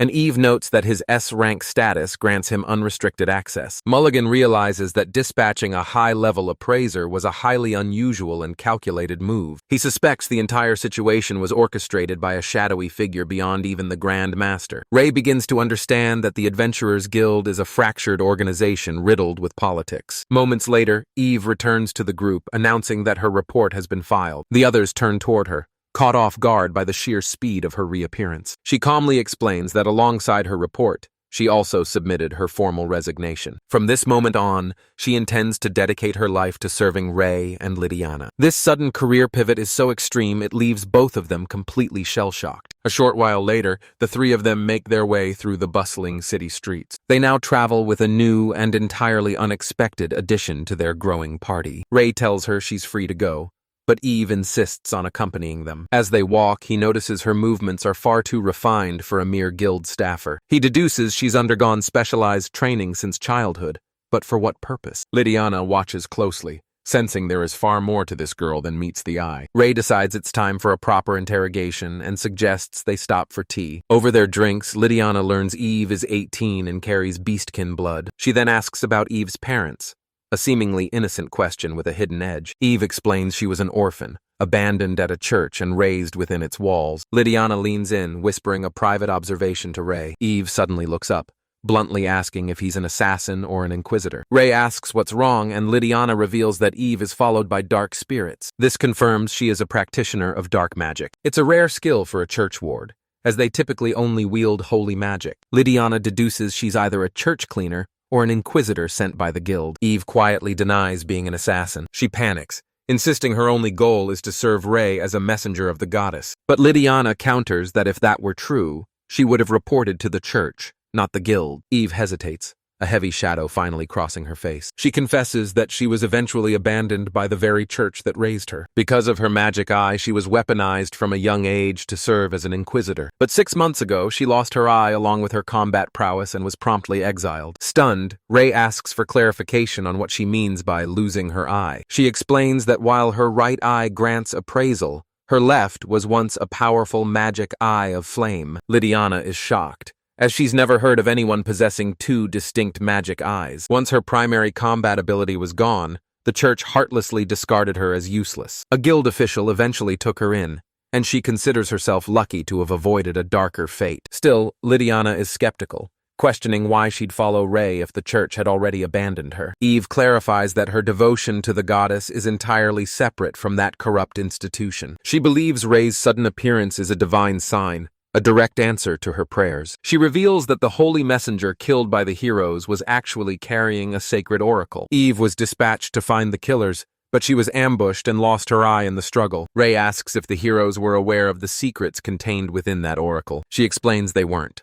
The messenger suspected the kingdom's motives and hid the true message. She then produces a small, unassuming book from her belongings. As she opens it, the hidden text concealed within is finally revealed. The script begins to glow, confirming that this is indeed the genuine oracle. She was forced to flee to protect it, and only her direct superior knows it even exists. Ray realizes that if the heroes had known his true nature, they wouldn't have been so careless. His expression turns grim as the final pieces of the puzzle click into place. Eve is certain that meeting Ray now is the goddess's will, a fated encounter. Lydiana and Ray share a glance, struggling to digest the sheer weight of this massive revelation. But Ray isn't finished yet. he has one final crucial question for her. He looks Eve in the eye and asks for her honest opinion on the so-called heroes. Her gaze turns cold as she declares they must face divine retribution for their crimes. The gruesome memory of discovering the holy woman's lifeless body flashes before her eyes. That horrific scene fuels a burning, relentless thirst for vengeance within her soul. Bowing low,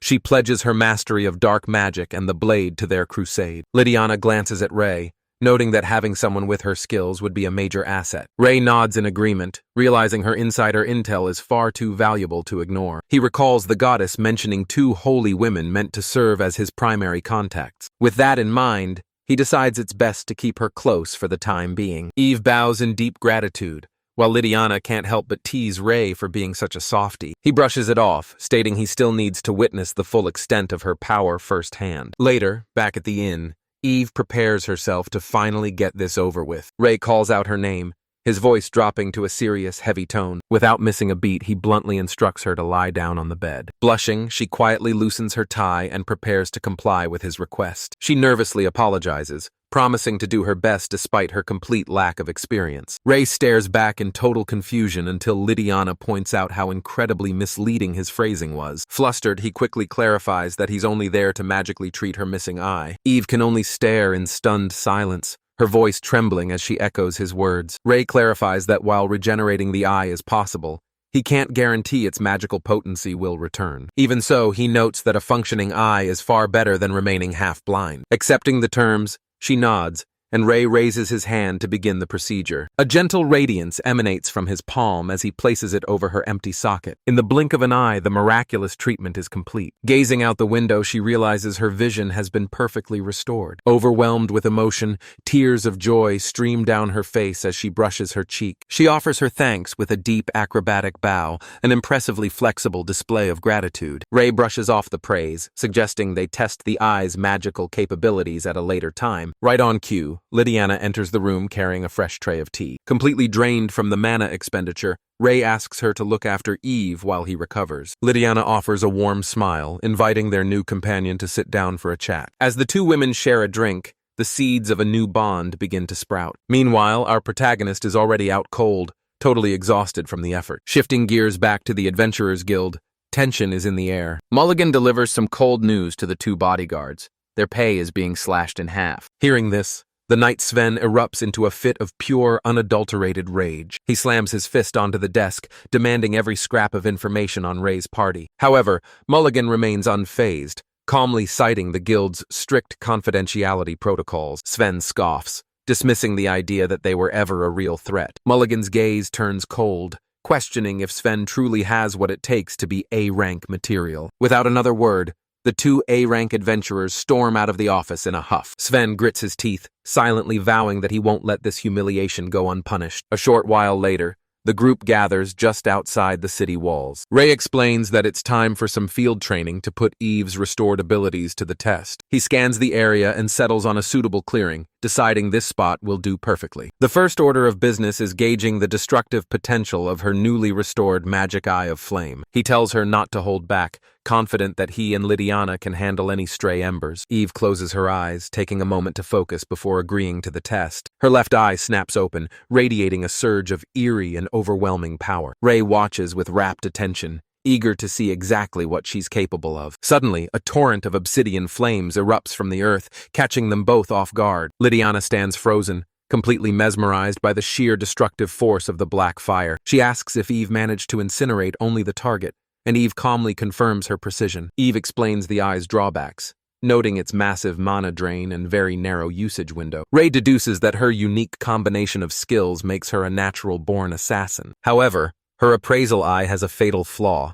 It requires 10 seconds of direct eye contact to work. Ray points out that staring someone down for that long is a guaranteed way to get caught. He promises to mentor her in the principles of fire to help refine her mastery and control. When questioned about her dark magic, she reveals she's only mastered 2 spells: sleep and paralysis. Hearing this, Ray's interest is instantly piqued. To her absolute shock, he demands she test one of those spells on him. Lydiana shoots him a look that could curdle milk, prompting him to wonder what her problem is. She calls him a complete freak for wanting to test lethal magic on himself, and honestly, She isn't wrong. Eve drops to her knees, desperately begging him to reconsider. She frantically explains that both spells carry a high risk of being fatal. Even the slightest miscalculation could stop his heart permanently. He tells her to get up, but she remains adamant about refusing such a reckless request. Seeing her hesitation, he draws a knife, deciding a bit of persuasion is necessary. He offers a trade.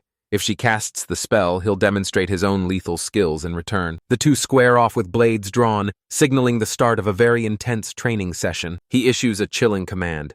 Come at me with the intent to kill. Eve still hesitates, clearly uncomfortable with the lethal stakes of this arrangement. However, Lydiana gives her a reassuring nod, giving her the green light to go all out. In an instant, Eve's expression hardens with cold resolve. She tightens her grip on the hilt of her dagger. With a sharp nod, she finally agrees to his dangerous terms. Without warning, she lunges forward with blinding speed. Her blade whistles through the air, aimed directly for a vital organ. Ray narrows his eyes, dissecting every twitch of her muscles. He recognizes her form is disciplined, the result of years of grueling practice. However, her aggressive strike is parried with effortless grace. After identifying a glaring flaw in her footwork, he demands she try again. In a flash, he disarms her and neutralizes her offense entirely. The spar concludes with her pinned firmly to the dirt. Standing up, Ray now has a complete grasp of her combat potential. He acknowledges her talent but notes that her moves are painfully predictable. He realizes that in this world, martial prowess is shockingly unrefined. Most warriors rely on brute strength while completely ignoring strategy. To fix this, he decides to train them both,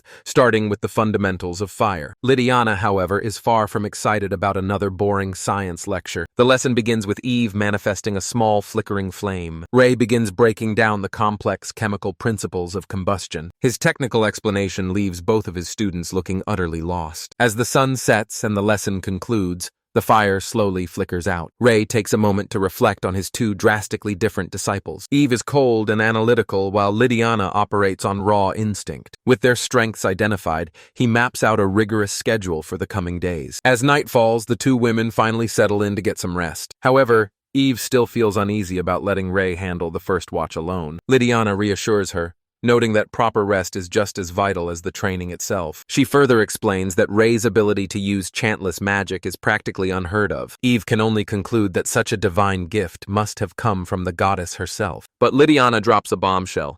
He's only been studying magic for a few months. She's simply relaying the incredible truth that Ray shared with her. He is an otherworlder, reincarnated from a realm where magic doesn't even exist. Eve's mind reels as she struggles to process this impossible revelation. It's an overwhelming amount of information to digest all at once. Suddenly, she feels completely unworthy of mentoring someone so gifted. In a panic, she leaps up and insists on taking the first watch herself. Lydiana has to physically restrain her, annoyed that her peacemaking efforts are being wasted. Ray watches the chaos unfold, finding the entire situation a bit much to handle. A new morning eventually breaks over their makeshift training camp, and with the sunrise, their next grueling lesson in assassination begins. It seems Eve's training style is proving to be far more emotionally taxing than expected. Sensing the strain, Ray decides they've had enough practice for one day. Their first order of business upon returning to town is finding Eve some new clothes. But as they approach the city gates, Ray's sharpened senses pick up a disturbance. He quickly confirms his suspicion.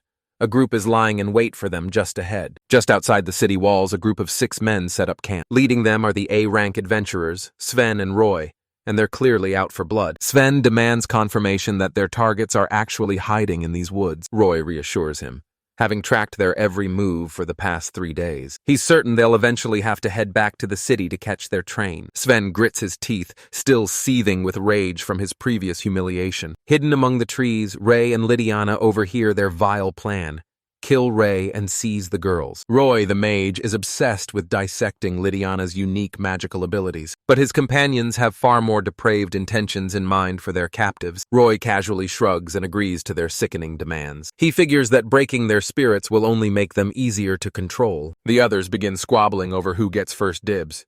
Real A-rank material, these guys. Roy questions if their targets really are S-rank, but Sven just scoffs at the idea. He dismisses their feat of stopping the stampede as nothing more than pure luck. He recalls the massive lightning strike, but brushes it off as a one-time magic tool. To ensure their victory, he reveals a trump card of his own, a high-tier artifact specifically designed to completely nullify all magic. His men are horrified. immediately recognizing it as a forbidden relic. Sven boasts that as a noble heir, acquiring such illegal trinkets is child's play. Suddenly, a mysterious voice rings out, claiming that the artifact now belongs to him. A mysterious figure emerges, wearing a smirk of pure confidence. Sven glances down at his hand, only to find it completely empty. He panics, frantically searching for where his precious tool could have gone. Hidden within the trees, Ray gives Eva a subtle signal. Her gaze hardens with a cold, unwavering resolve. She channels the abyssal powers of darkness, unleashing a massive sleep spell across the entire group. The A-rank adventurers are caught totally defenseless. Their eyes roll back as the overwhelming magic takes hold, and they collapse one by one onto the forest floor. Lydiana identifies the fallen men as Sven, Roy, and their party, Blue Blood. Ray can't help but scoff at such a ridiculously pretentious name. Lydiana notes their sheer carelessness,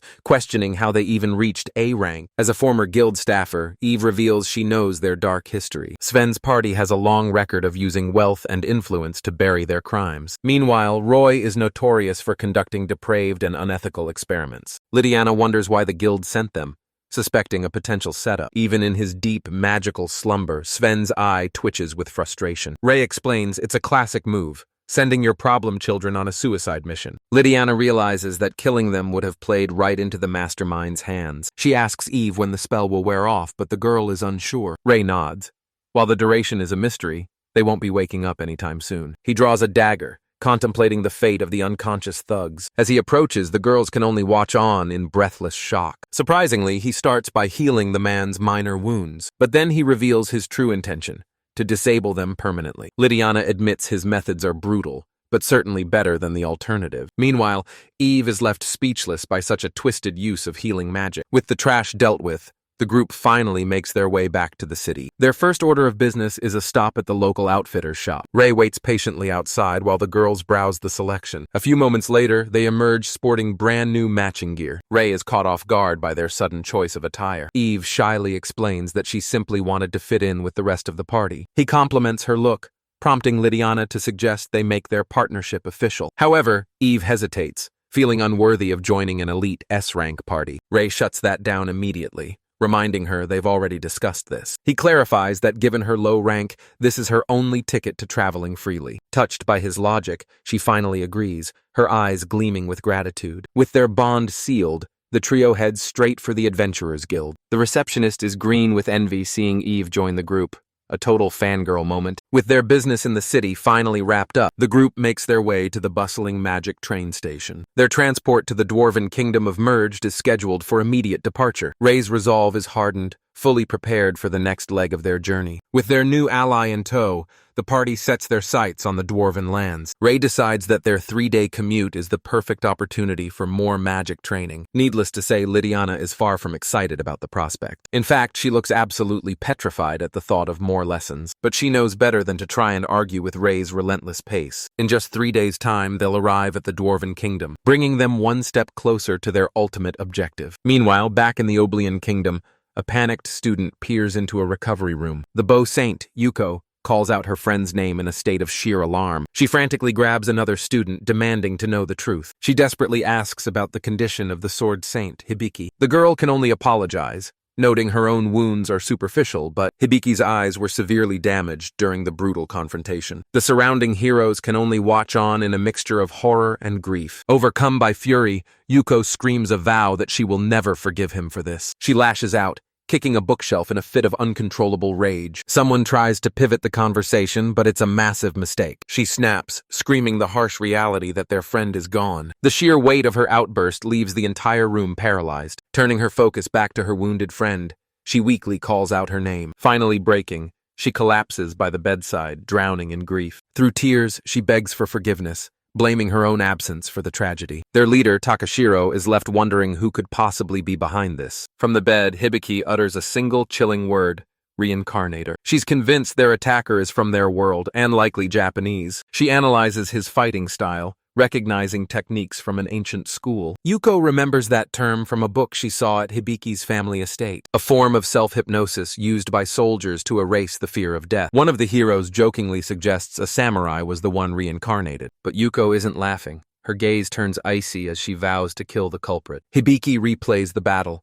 haunted by moves she's never witnessed before. She questions if her own school of swordsmanship hides such lethal secrets. Yuko asks if this could be a forbidden art lost to her family's history. Hibiki wonders if her great-grandfather was the last to truly master it. Her mind drifts to the memory of the legendary old master of her family's dojo. Yuko recalls a memory of him sparring within a secluded mountain dojo, a vision of a young girl racing toward that very same location. Peering inside, the girl witnesses a scene of absolute brutality. Her great-grandfather is locked in a fierce spar with a young student. The old master seems to be relishing the violence just a bit too much. He goads his pupil to grasp the true, lethal essence of their martial art. Yet with a sinister smile, he denies him that ultimate realization. He coldly informs the boy that he is still far too weak. In a flash, the duel is over, leaving a young Suzuki broken and defeated on the floor. A young Hibiki can only watch the carnage in stunned silence. She realizes this savage display is a far cry from the discipline she was taught. Terrified, she flees the dojo and disappears into the depths of the forest. Even now, the sheer intensity of that memory leaves her soul shaken. Returning to the present, Yuko sits vigil by Hibiki's bedside. She finds it hard to fathom such a dark history existing in modern Japan, but Hibiki solemnly confirms that every word is the truth. Their family style hides a forbidden, lethal art within its shadows. Takashiro realizes their current opponent is a master of that very same technique. Yuko's face turns grim as the final pieces of the puzzle fall into place. Hibiki admits her own arrogance,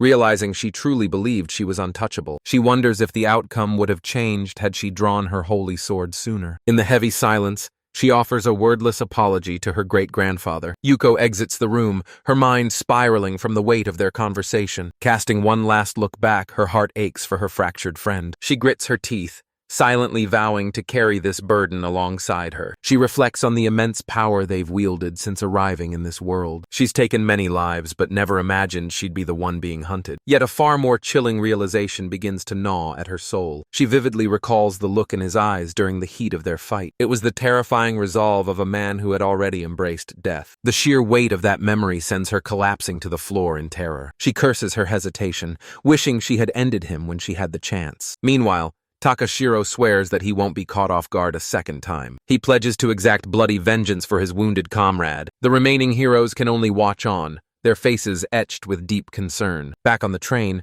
Rei notices Lydiana's distress and asks what's troubling her. She confesses that an unsettling feeling has been lingering for quite some time. He questions if her anxiety stems from the dangerous destination ahead. Forcing a brave face, she tries to dismiss his worries with a faint smile. However, her expression wavers as she struggles to mask her growing unease. She softly remarks that they've finally reached their destination. After all, the sole purpose of this grueling journey was to secure a weapon for him. Rei gazes at her, instantly sensing the turmoil swirling beneath the surface. She hesitantly asks if their time together will reach its end once they arrive. He solemnly admits that the path ahead is fraught with danger, confessing that he feels he's been nothing but a burden to her. He knows all too well that without her strength, he wouldn't even be alive. His gaze softens, now filled with a profound new clarity. He sees her not just as a warrior, but as someone beautiful he truly wants to protect. Finally, he finds the courage to admit he never wants to be apart from her again. A lone tear escapes her eye, shimmering in the moonlight. Beneath the starlit sky, their bond transcends simple partnership. She whispers his name, her voice trembling with raw emotion. Tears flow freely as they pull each other into a desperate embrace. It's a rare, quiet moment of peace amidst their long and arduous journey. Later that night, Lydiana remains wide awake in her room. She calls out to Eve,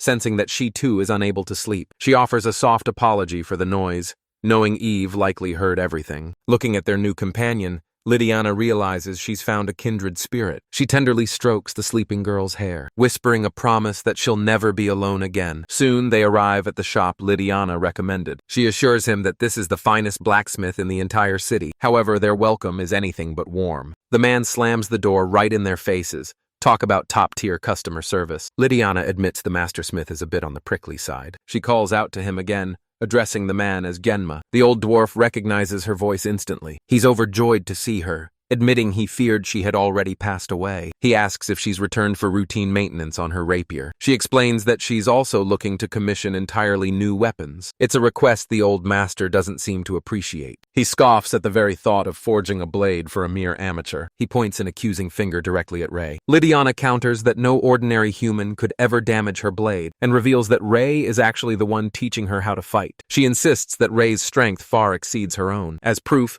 She presents the sword he used during his clash with the heroes. Genma is left speechless by the bizarre, heavy damage etched into the steel. Rei finally breaks his silence, inquiring if the smith has heard of a katana. The name strikes a chord, linked to the legendary heroes of the distant past. Rei casually mentions that he's mastered the art of wielding such a blade. The old dwarf scrutinizes him, a spark of challenge gleaming in his eyes. A wide, toothy grin slowly spreads across his rugged face. Intrigued, he decides to put the boy's bold claim to the ultimate test. He retrieves a katana he forged many years ago from his collection. He tosses the weapon straight toward Rei without hesitation. Our protagonist instantly drops into a familiar, lethal stance. The master blacksmith watches, visibly impressed by the boy's form. However, Rei finds the blade far too light and rigid for his tastes. It's a critique that leaves the legendary craftsman utterly bewildered. Rei explains that his style demands a blade with precise weight and balance, a weapon that yields without snapping, a concept from his distant homeland. Stunned, the old dwarf demands to know who this kid actually is. He calls for a further display of skill, including from the newcomer, Eve. Rei and Lydiana step up, kicking off a high-level demonstration spar. Yenma and Eve keep their eyes glued to the action from the sidelines. Next, it's Eve's turn to step forward and face the old master. By the end, the veteran blacksmith has seen all he needs to know. Impressed, he agrees to take the commission, making a rare exception just for them. Rei and Eve breathe a sigh of relief, glad to have passed his grueling test. However, the master smith warns them that he has other backlog to clear first. Rei notes the first katana felt unsettlingly light, a bold critique for someone asking a favor. Amused, Genma barks an order at his apprentice to bring out that specific blade. The apprentice soon returns, lugging a far more imposing and weighty weapon. With a heavy thud, he places the massive new blade onto the table. It's a perfect replica of the legendary hero's sword from 2 centuries ago. As Rei grips the hilt, a satisfied smirk forms. This one is exactly what he needs. Genma tells the cheeky brat he can borrow the replica until his custom job is done. With their business finally concluded, the party makes their exit from the forge. The old dwarf settles in for a drink, muttering to himself about his eccentric new clients. He can't help but reflect on Rei's masterfully honed physique and overwhelming aura. Rei had instantly spotted the flaws in a blade that no ordinary warrior could even wield. He also observes how much Lydiana has flourished under Rei's expert guidance. A grin spreads across his face as he realizes their S-rank status is definitely the real deal. Without a doubt, this is the most intriguing project he's tackled in years. But the work never stops, as another mysterious customer arrives at his workshop. Genma explains that her order is nearly finished, requiring only a few final adjustments. The cloaked woman asks with urgency if she can take the weapon home today. Taking a swig, he informs her that the work will require another 2 days. She turns to leave, accepting that the delay is unavoidable. She promises to return as soon as the 2 days have passed. With the deal struck, she and her companions depart from the workshop. Rina Yoshioka takes a moment to confirm the weight and balance of her new blade. Meanwhile, her friend Jessica Yamamoto is clearly itching to get moving. But the third member, Takuma Katu, is just relieved to finally be away from Oblivion. Rina muses about whether their other classmates are still trapped in their school uniforms. It's a thought that Jessica finds absolutely hysterical. Later that evening, the trio settles in for a hearty meal at a local tavern. They marvel at the high-quality food, a luxury they haven't enjoyed in quite some time. However, their peaceful dinner is soon interrupted by an unwelcome guest. A local thug approaches, sneering that rich kids like them have no business being there. Needless to say, the 3 heroes are less than thrilled by the disturbance. The man's friend tries to drag him away, frantically apologizing for his drunken antics. But Jessica snaps back, complaining that the atmosphere has already been ruined. Rina agrees, coldly telling the man he needs to learn some basic manners. The man's temper flares, even as his companion desperately tries to warn him off. Jessica just gives him a wicked smile, practically daring him to try something. A short while later, the confrontation spills out into the shadows of a dark alley. The thug ignores his friend's warning, shouting that these brats need to be taught a lesson. Jessica is more than happy to oblige, lunging forward with a devastating strike. The impact sends the man soaring, ending the confrontation before it even truly begins. She lets out a smirk, clearly unimpressed by his hollow bravado. The man's remaining companions are paralyzed, staring on in absolute terror. Reina strikes next with blinding speed,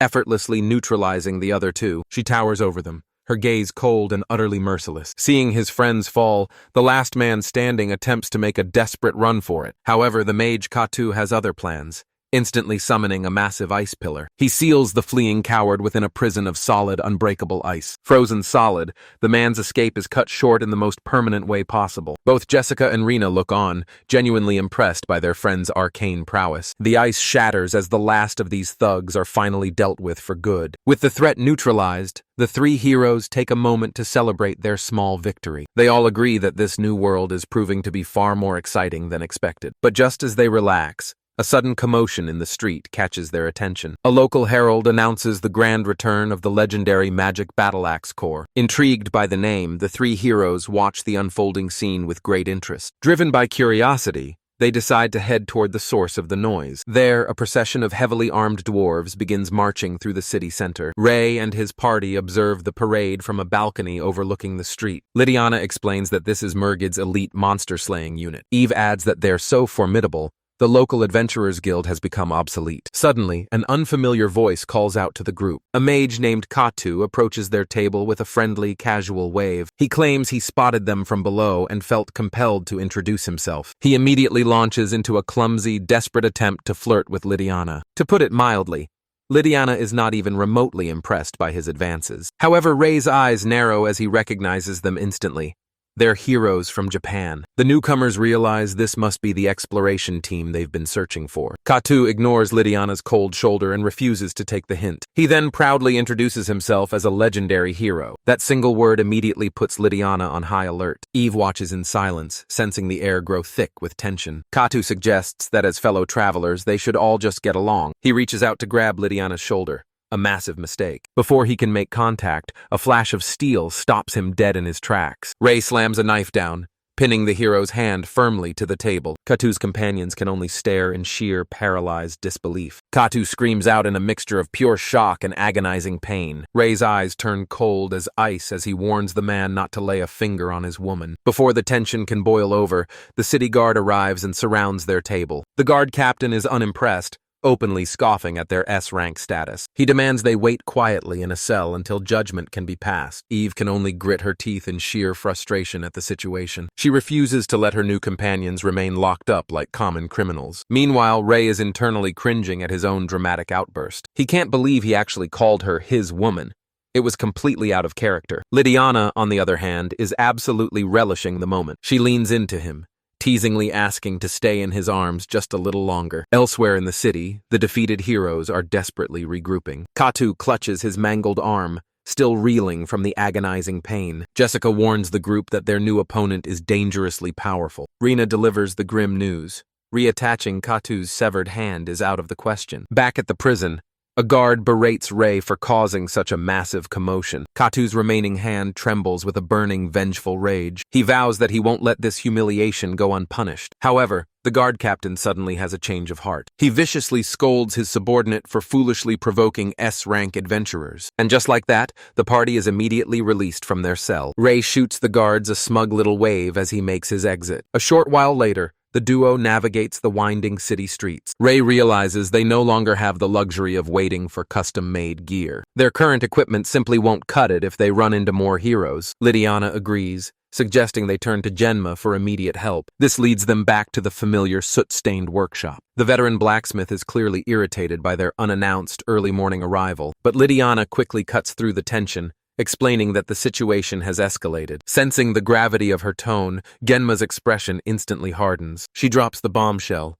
Their enemies have already infiltrated the city. The old dwarf's knuckles turn white as his grip tightens around his mug. He demands a full report, wanting to know exactly who they're up against. Ray doesn't mince words, revealing that their targets are the so-called heroes. Genma is floored, genuinely questioning if Ray has finally lost his mind. After all, the legends speak of heroes possessing godlike, immense power. However, Ray calmly counters that he's already put 4 of those legends in the ground. He clarifies that this new batch is a far cry from the noble figures of myth. Lydiana adds with a heavy heart that they murdered her sister and nearly killed her too. She insists they cannot allow such monsters to roam the city streets unchecked. The old blacksmith strokes his beard, silently processing the grim reality of the situation. Genma makes his decision and commands the group to follow him. He pulls back a hidden trapdoor built into the workshop floor, leading the party down into a secret chamber hidden below. It's a private armory, showcasing the blacksmith's most elite masterpieces. He admits he's dying to see if his craftsmanship can truly rival a hero. It's a generous offer that the girls are more than happy to accept. Eve is immediately drawn to a dagger imbued with powerful fire enchantments, while Lydiana selects a formidable new blade of her own. Genma asks if Ray needs an upgrade, but our protagonist is satisfied with his current weapon. The old dwarf then asks if he has ever actually encountered a hero's holy sword. Ray recalls his duel with the Sword Saint, unimpressed by the quality of her blade. To him, victory didn't come from a tool, but from the resolve to face death itself. He casually mentions he was lucky to escape that encounter with only a severed arm. This revelation leaves the dwarf stunned.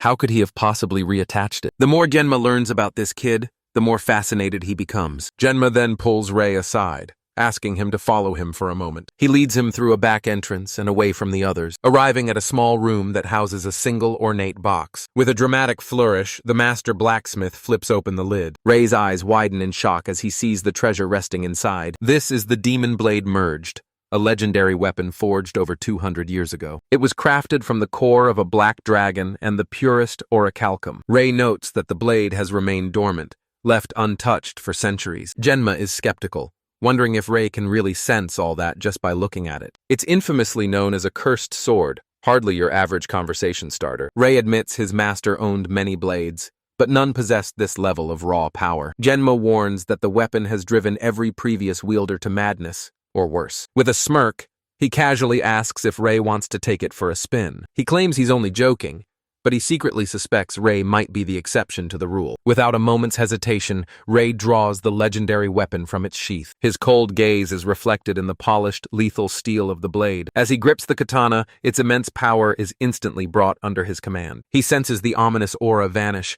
coldly telling the sword not to get too attached to him. Genma stands frozen in shock, asking if Ray feels the weight of the curse at all. Ray simply remarks that the weight and length are perfect, dismissing the dark rumors. He asks to borrow the blade, and a stunned Genma can't help but agree. The old dwarf then cuts to the chase, asking Ray if he's actually from another world. Ray's heavy silence provides all the confirmation the blacksmith needs. Genma realizes this explains everything, asking if Ray is one of the prophesied heroes. Ray denies it, claiming he's just another traveler from beyond with his own agenda. Genma asks for discretion, a request Ray finds completely unnecessary. As the puzzle pieces finally click into place, Genma reveals he has one last surprise to unveil. Ray looks on, his curiosity thoroughly piqued. Suddenly, his eyes widen in pure, unadulterated shock. Lying inside is an M911 pistol, a legendary relic from his own world, a masterclass in engineering and a legend in its own right. Genma explains it was brought to this world 2 centuries ago by a former hero. The dwarf admits they've been struggling to replicate the specialized ammunition. Ray examines the firearm, immediately noticing a massive discrepancy in the timeline. He deduces it must have been stored in a stasis box to remain this pristine. Genma seeks his expert opinion on their ongoing manufacturing hurdles. Ray clarifies that even by his world's standards,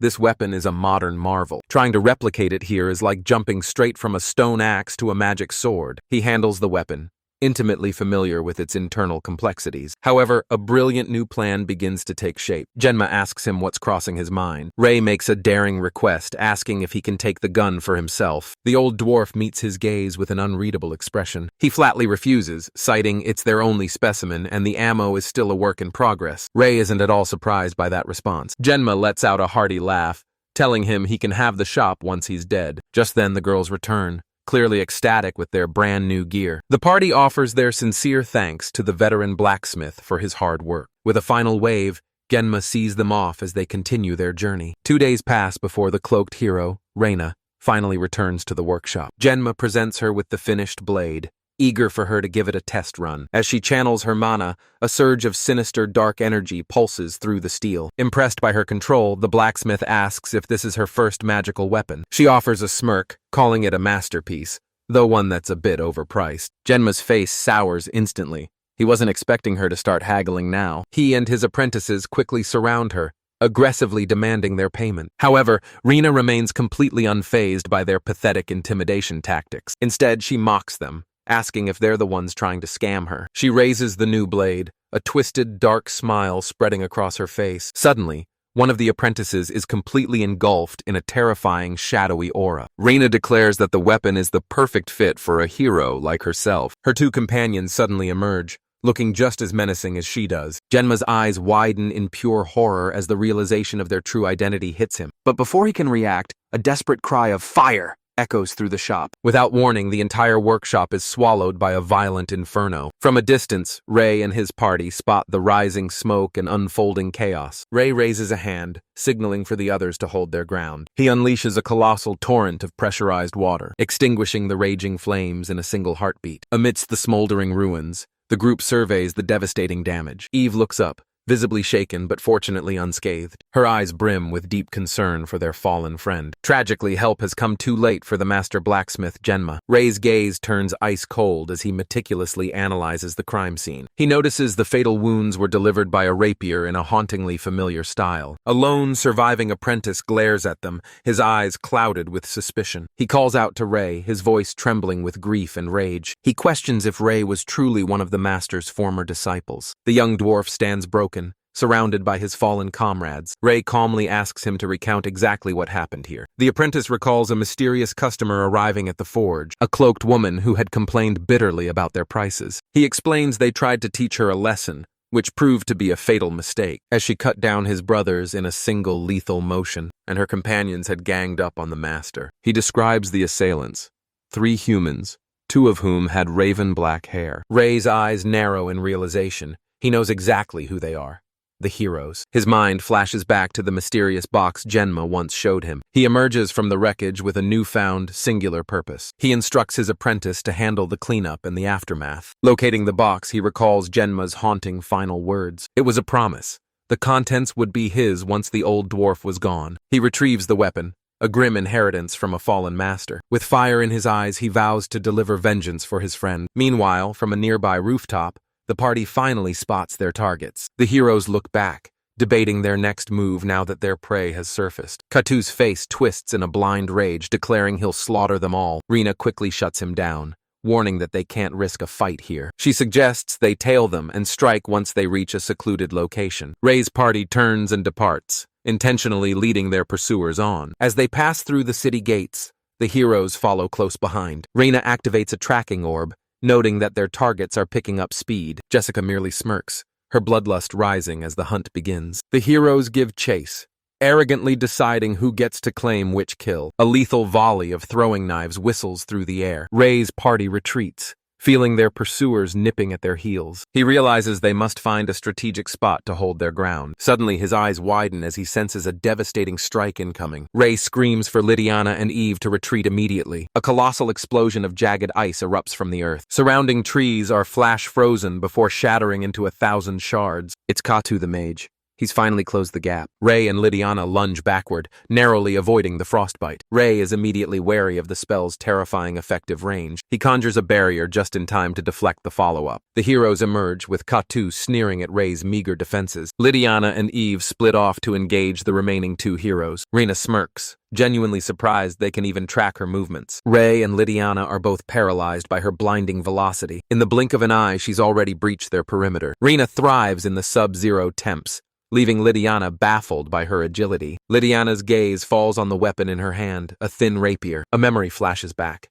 Genma was murdered by a rapier user. Reyna mockingly confesses that the old man actually put up a decent fight. Ray and Lydiana glare as the woman dismisses him as a mere test subject for her new blade. Lydiana's fury reaches its boiling point, declaring that this kill belongs to her alone. Ray and Eve can only stand by as Lydiana is consumed by her blinding rage. Suddenly, the third hero, Jessica, steps into the fray. She singles out Eve, claiming the blue-haired girl as her personal opponent. Eve's gaze sharpens, her resolve hardening for the impending clash. Ray calls out to her, but she's already lunging into action. Besides, he has his own lethal problem to deal with. The mage, Katu, finally stands face-to-face with his hated target. He sneers, gloating that it's finally time to settle the score for his severed hand. Without warning, he unleashes a massive, crushing ice pillar. But Ray is a blur of motion, evading the frost with effortless grace. Refusing to let up, Katu summons a pack of ferocious wolves forged from solid ice. Ray's new blade sings as it carves through the frozen beasts like butter. The hero merely smirks,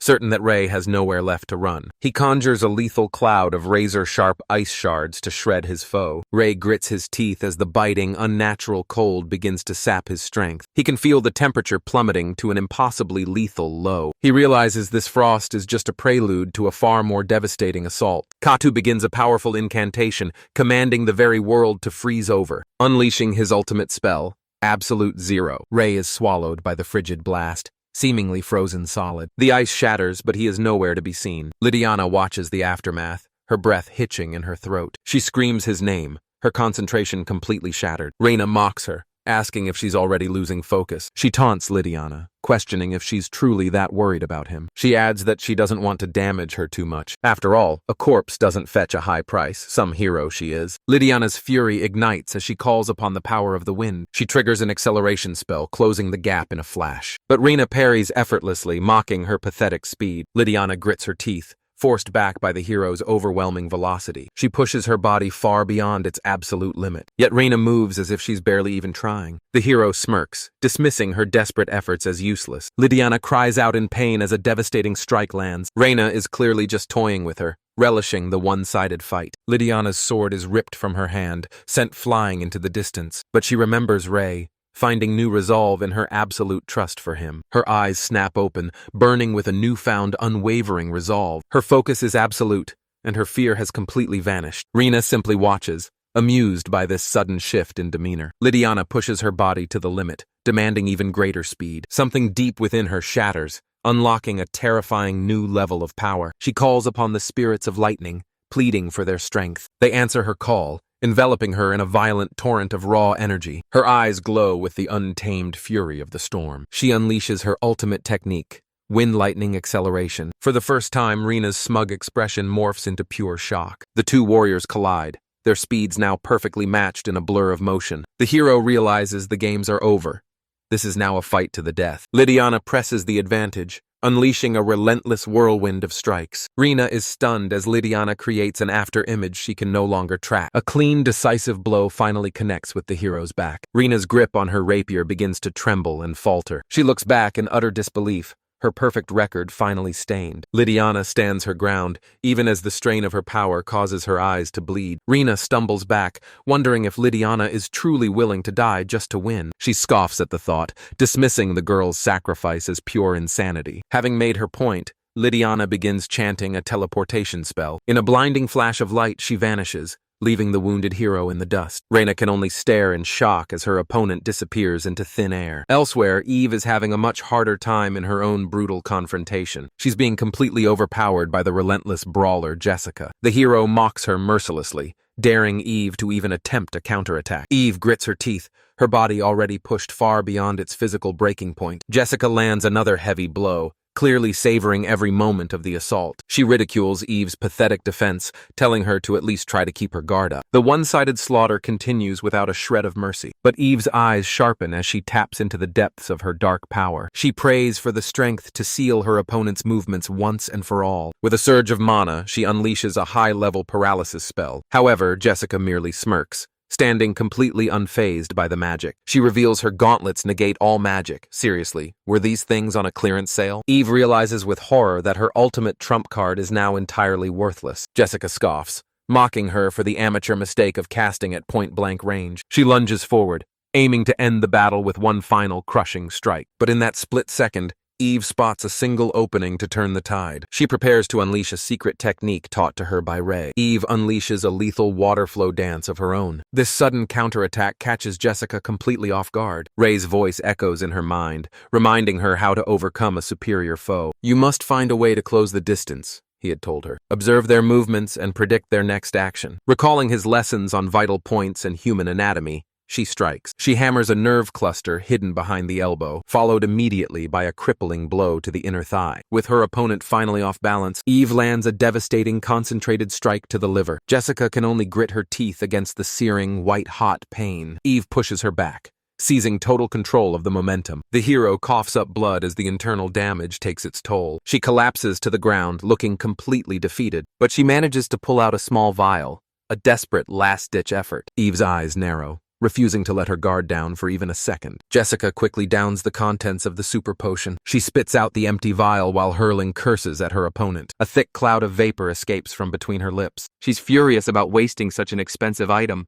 I guess hero healthcare isn't free. But Eve's gaze remains icy, a silent promise that this ends now. Her magic eye of flame ignites, pulsating with destructive power. A massive torrent of obsidian fire erupts, surging toward the hero. In this moment, Ray's final lesson echoes through her mind. With a grim expression, Eve decides it's finally over. The inferno surges forward, completely consuming her opponent. She turns her back on the ashes, her mission finally complete. Nearby, Katu watches in absolute horror as his comrade falls. He desperately calls out to Rina, asking what happened. She clutches her bloodied arm, clearly pushed to her limit. Seething with rage, she demands to know where the elixir is. He shouts back, telling her to just use the damn thing already. She snaps that she would, if she actually had one left. The two heroes descend into a bitter argument, shifting the blame. Katu insists he successfully neutralized his own target. He glances back at the massive ice prison he conjured, only to realize he wasn't dealing with a simple ice clone. Suddenly, a chillingly familiar voice calls out from behind him. There stands Ray, completely unscathed by the Absolute Zero spell. Before she can react, Rina is brutally cut down by a surprise attack. Katu can only watch helplessly as Lydiana towers over him. Lydiana lets out a ragged breath, the exhaustion of battle finally taking its toll. Ray merely spectates from the sidelines,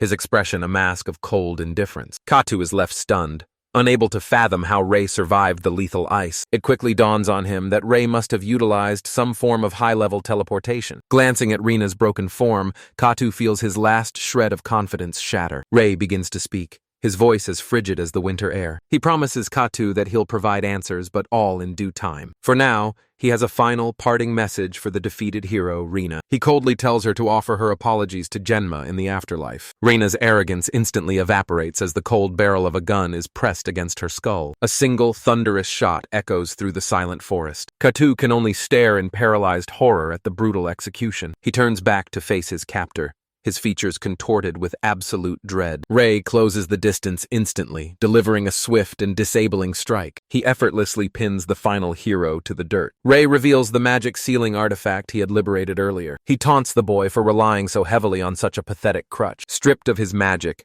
the so-called hero is nothing more than a terrified child. Elsewhere, Jessica's limp body remains motionless on the cold ground. She's still breathing, but her life is rapidly slipping away. Within her fading consciousness, a desperate plea to survive takes hold. She remembers a secret, hidden power she's never dared to mention, a terrifying force she's always been afraid to unleash. Suddenly, her hand begins to twitch and contort in a grotesque fashion. A dark, malevolent energy surges forth, enveloping her entire body. Her physical form begins to warp and expand at an alarming rate. She mutates into a colossal beast, proving that this wasn't even her final form. Eve glances back, immediately sensing the overwhelming surge of power. She screams Ray's name as she witnesses the birth of this new nightmare. Ray turns around, completely paralyzed by the sight of the monstrous transformation. Both he and Eve stand frozen as the beast unleashes a deafening roar. Katu watches in disbelief, wondering how she could have become such a titan. The beast slams its massive fist down, forcing Ray and Eve to scramble back. He lands safely with Lydiana in his arms,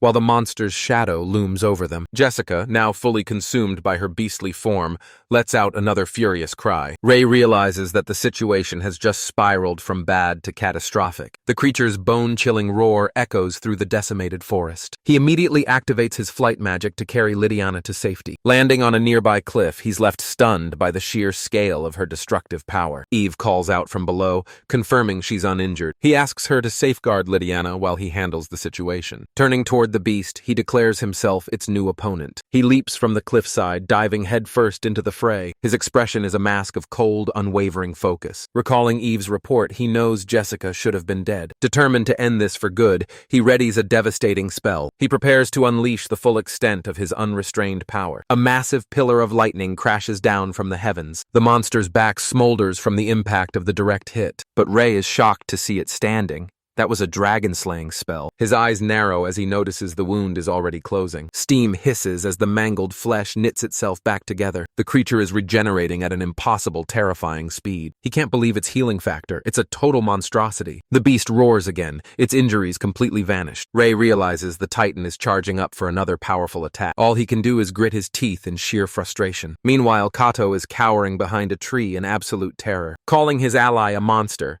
he flees, honestly, his smartest move yet. But the beast's cold gaze locks onto the fleeing hero. With a single swipe, it swats him away like a mere nuisance. The final survivor is sent hurtling through the air with a blood-curdling scream. Having cleared the pests, the creature refocuses on its true prey. Rei urgently tells Eve that this is her only window to escape. He commands her to retreat while the monster is momentarily preoccupied. The beast tears through the forest, carving a path of absolute ruin. Meanwhile, atop the city walls, a dwarven commander eyes the approaching threat. He's alerted that an unidentified monstrosity has breached their cannon range. Without a second's delay, he barks the order to open fire. The artillery batteries roar, unleashing a devastating volley of steel. The shells find their mark, burying the creature in a shroud of black smoke. But as the dust clears, the beast emerges completely unscathed.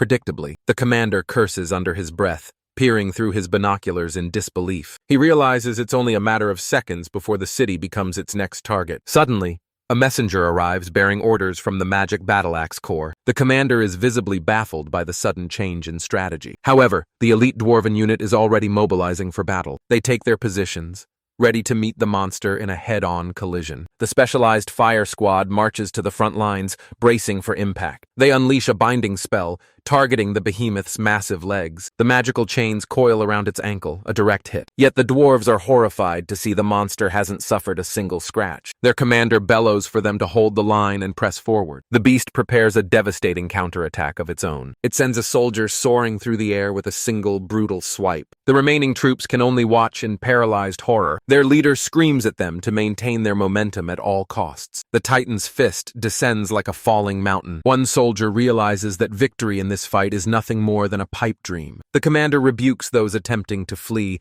questioning their dwarven pride. The beast towers over a lone soldier, ready to deliver a killing blow. Suddenly, a colossal surge of energy erupts from the city's ramparts. A cataclysmic explosion rocks the very foundations of the earth. The sheer force of the impact ripples outward for miles. Within the city, the inhabitants spiral into a frantic panic. The monster dominates the battlefield, a literal force of nature. Rei and Eve can do nothing but witness the unfolding carnage from afar. Back in the capital, the Dwarven Council is paralyzed by the creature's overwhelming power. They immediately order the deployment of magic cannons and a total evacuation. Amidst the panic, one elder named Yuma remains eerily composed. Her expression is one of quiet, calculating curiosity. The other elders question her as she abruptly stands to depart. She simply informs them that she's off to greet an important guest. Accompanied by her attendant, she navigates through a hidden corridor. They soon arrive at a heavily fortified door deep within the city's foundations. She greets the figure on the other side, noting how long it's been since their last meeting. It's Rei,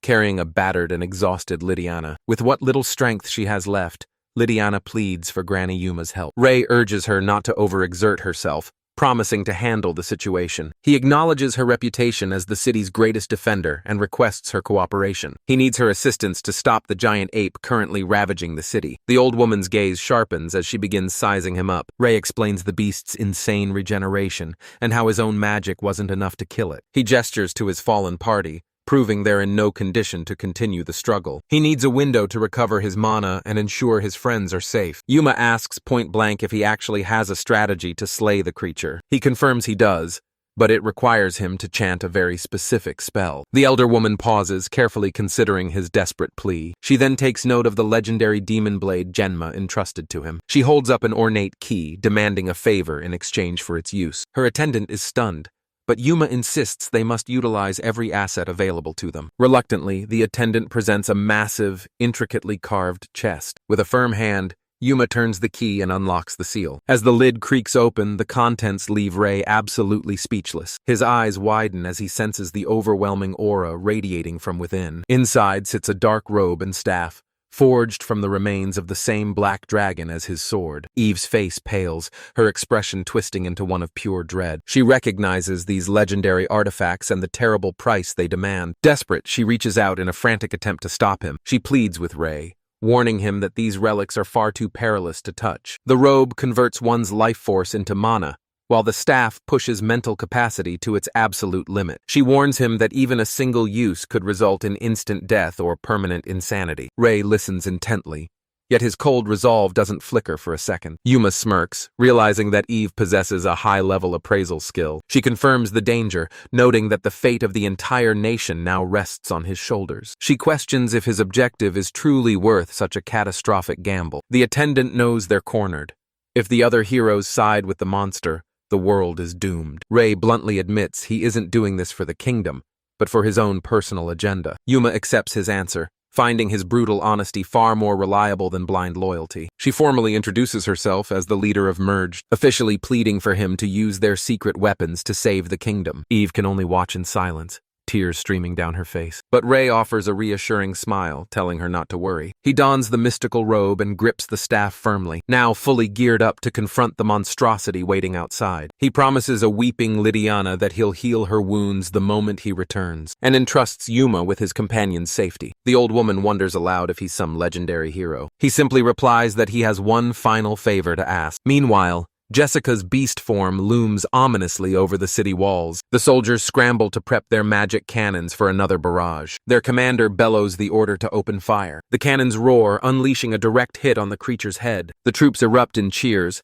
convinced they've finally made a dent. The commander quickly barks orders to reload for a follow-up strike, but the Titan merely lets out a roar, completely unscathed by the assault, and shatters the city's defenses with a single devastating blow. From a safe distance, the rest of the group watches the carnage unfold. The Dwarven Council stands paralyzed, unable to believe their eyes. Ray points out the obvious. A sniper is a sitting duck the moment their position is exposed. Stunned, the council leader can do nothing but whisper Yuma's name in disbelief. As Ray steps out from the shadows of the tunnel, a bewildered guard demands to know who this human thinks he is. But our protagonist just stands his ground, an overwhelming aura of power radiating from his body. The guard's eyes go wide as he recognizes the legendary artifacts the boy is wielding. Yuma offers a confident smirk, silently confirming their wildest suspicions. Ray makes one thing clear.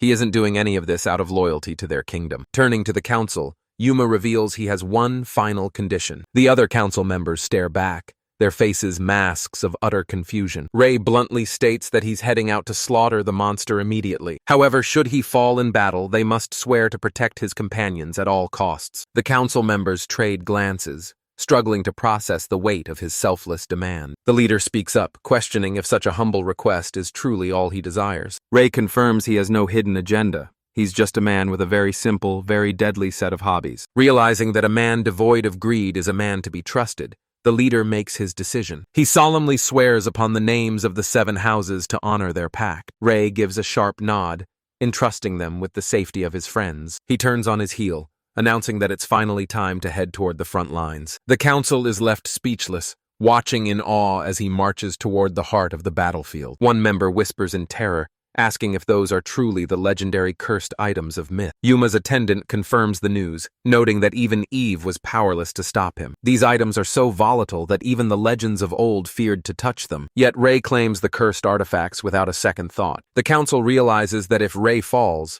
their entire kingdom falls with him. It's a bitter pill to swallow, leaving their survival in the hands of a total stranger. Yuma snaps them back to reality, urging them to execute Ray's desperate gambit. Beneath the cold glow of the moon, the stage is set for the final showdown. On the front lines, the Dwarven commander rallies his weary troops. When the new orders arrive, his face twists in pure disbelief. The mission is simple.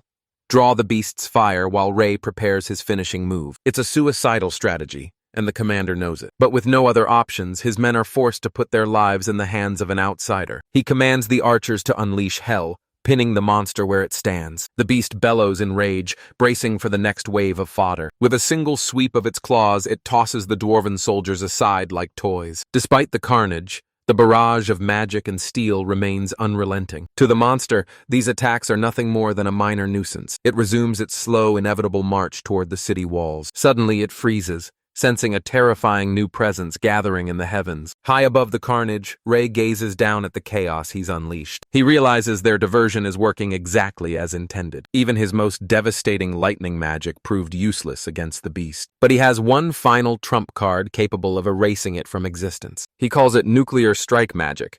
Because let's be real, he's just that extra. He visualizes the complex mechanics of a hydrogen bomb from his past life. This was a spell he'd previously abandoned due to its astronomical mana cost. But now, by siphoning power from the cursed items and local environment, he can finally replicate that world-ending weapon with pure magic. He condenses a massive sphere of raw, unstable energy, wielding the terrifying power of a miniature sun in the palm of his hand. The monster and the dwarves can only stare upward in absolute paralyzing terror. Seeing the signal, the commander screams for his men to retreat immediately.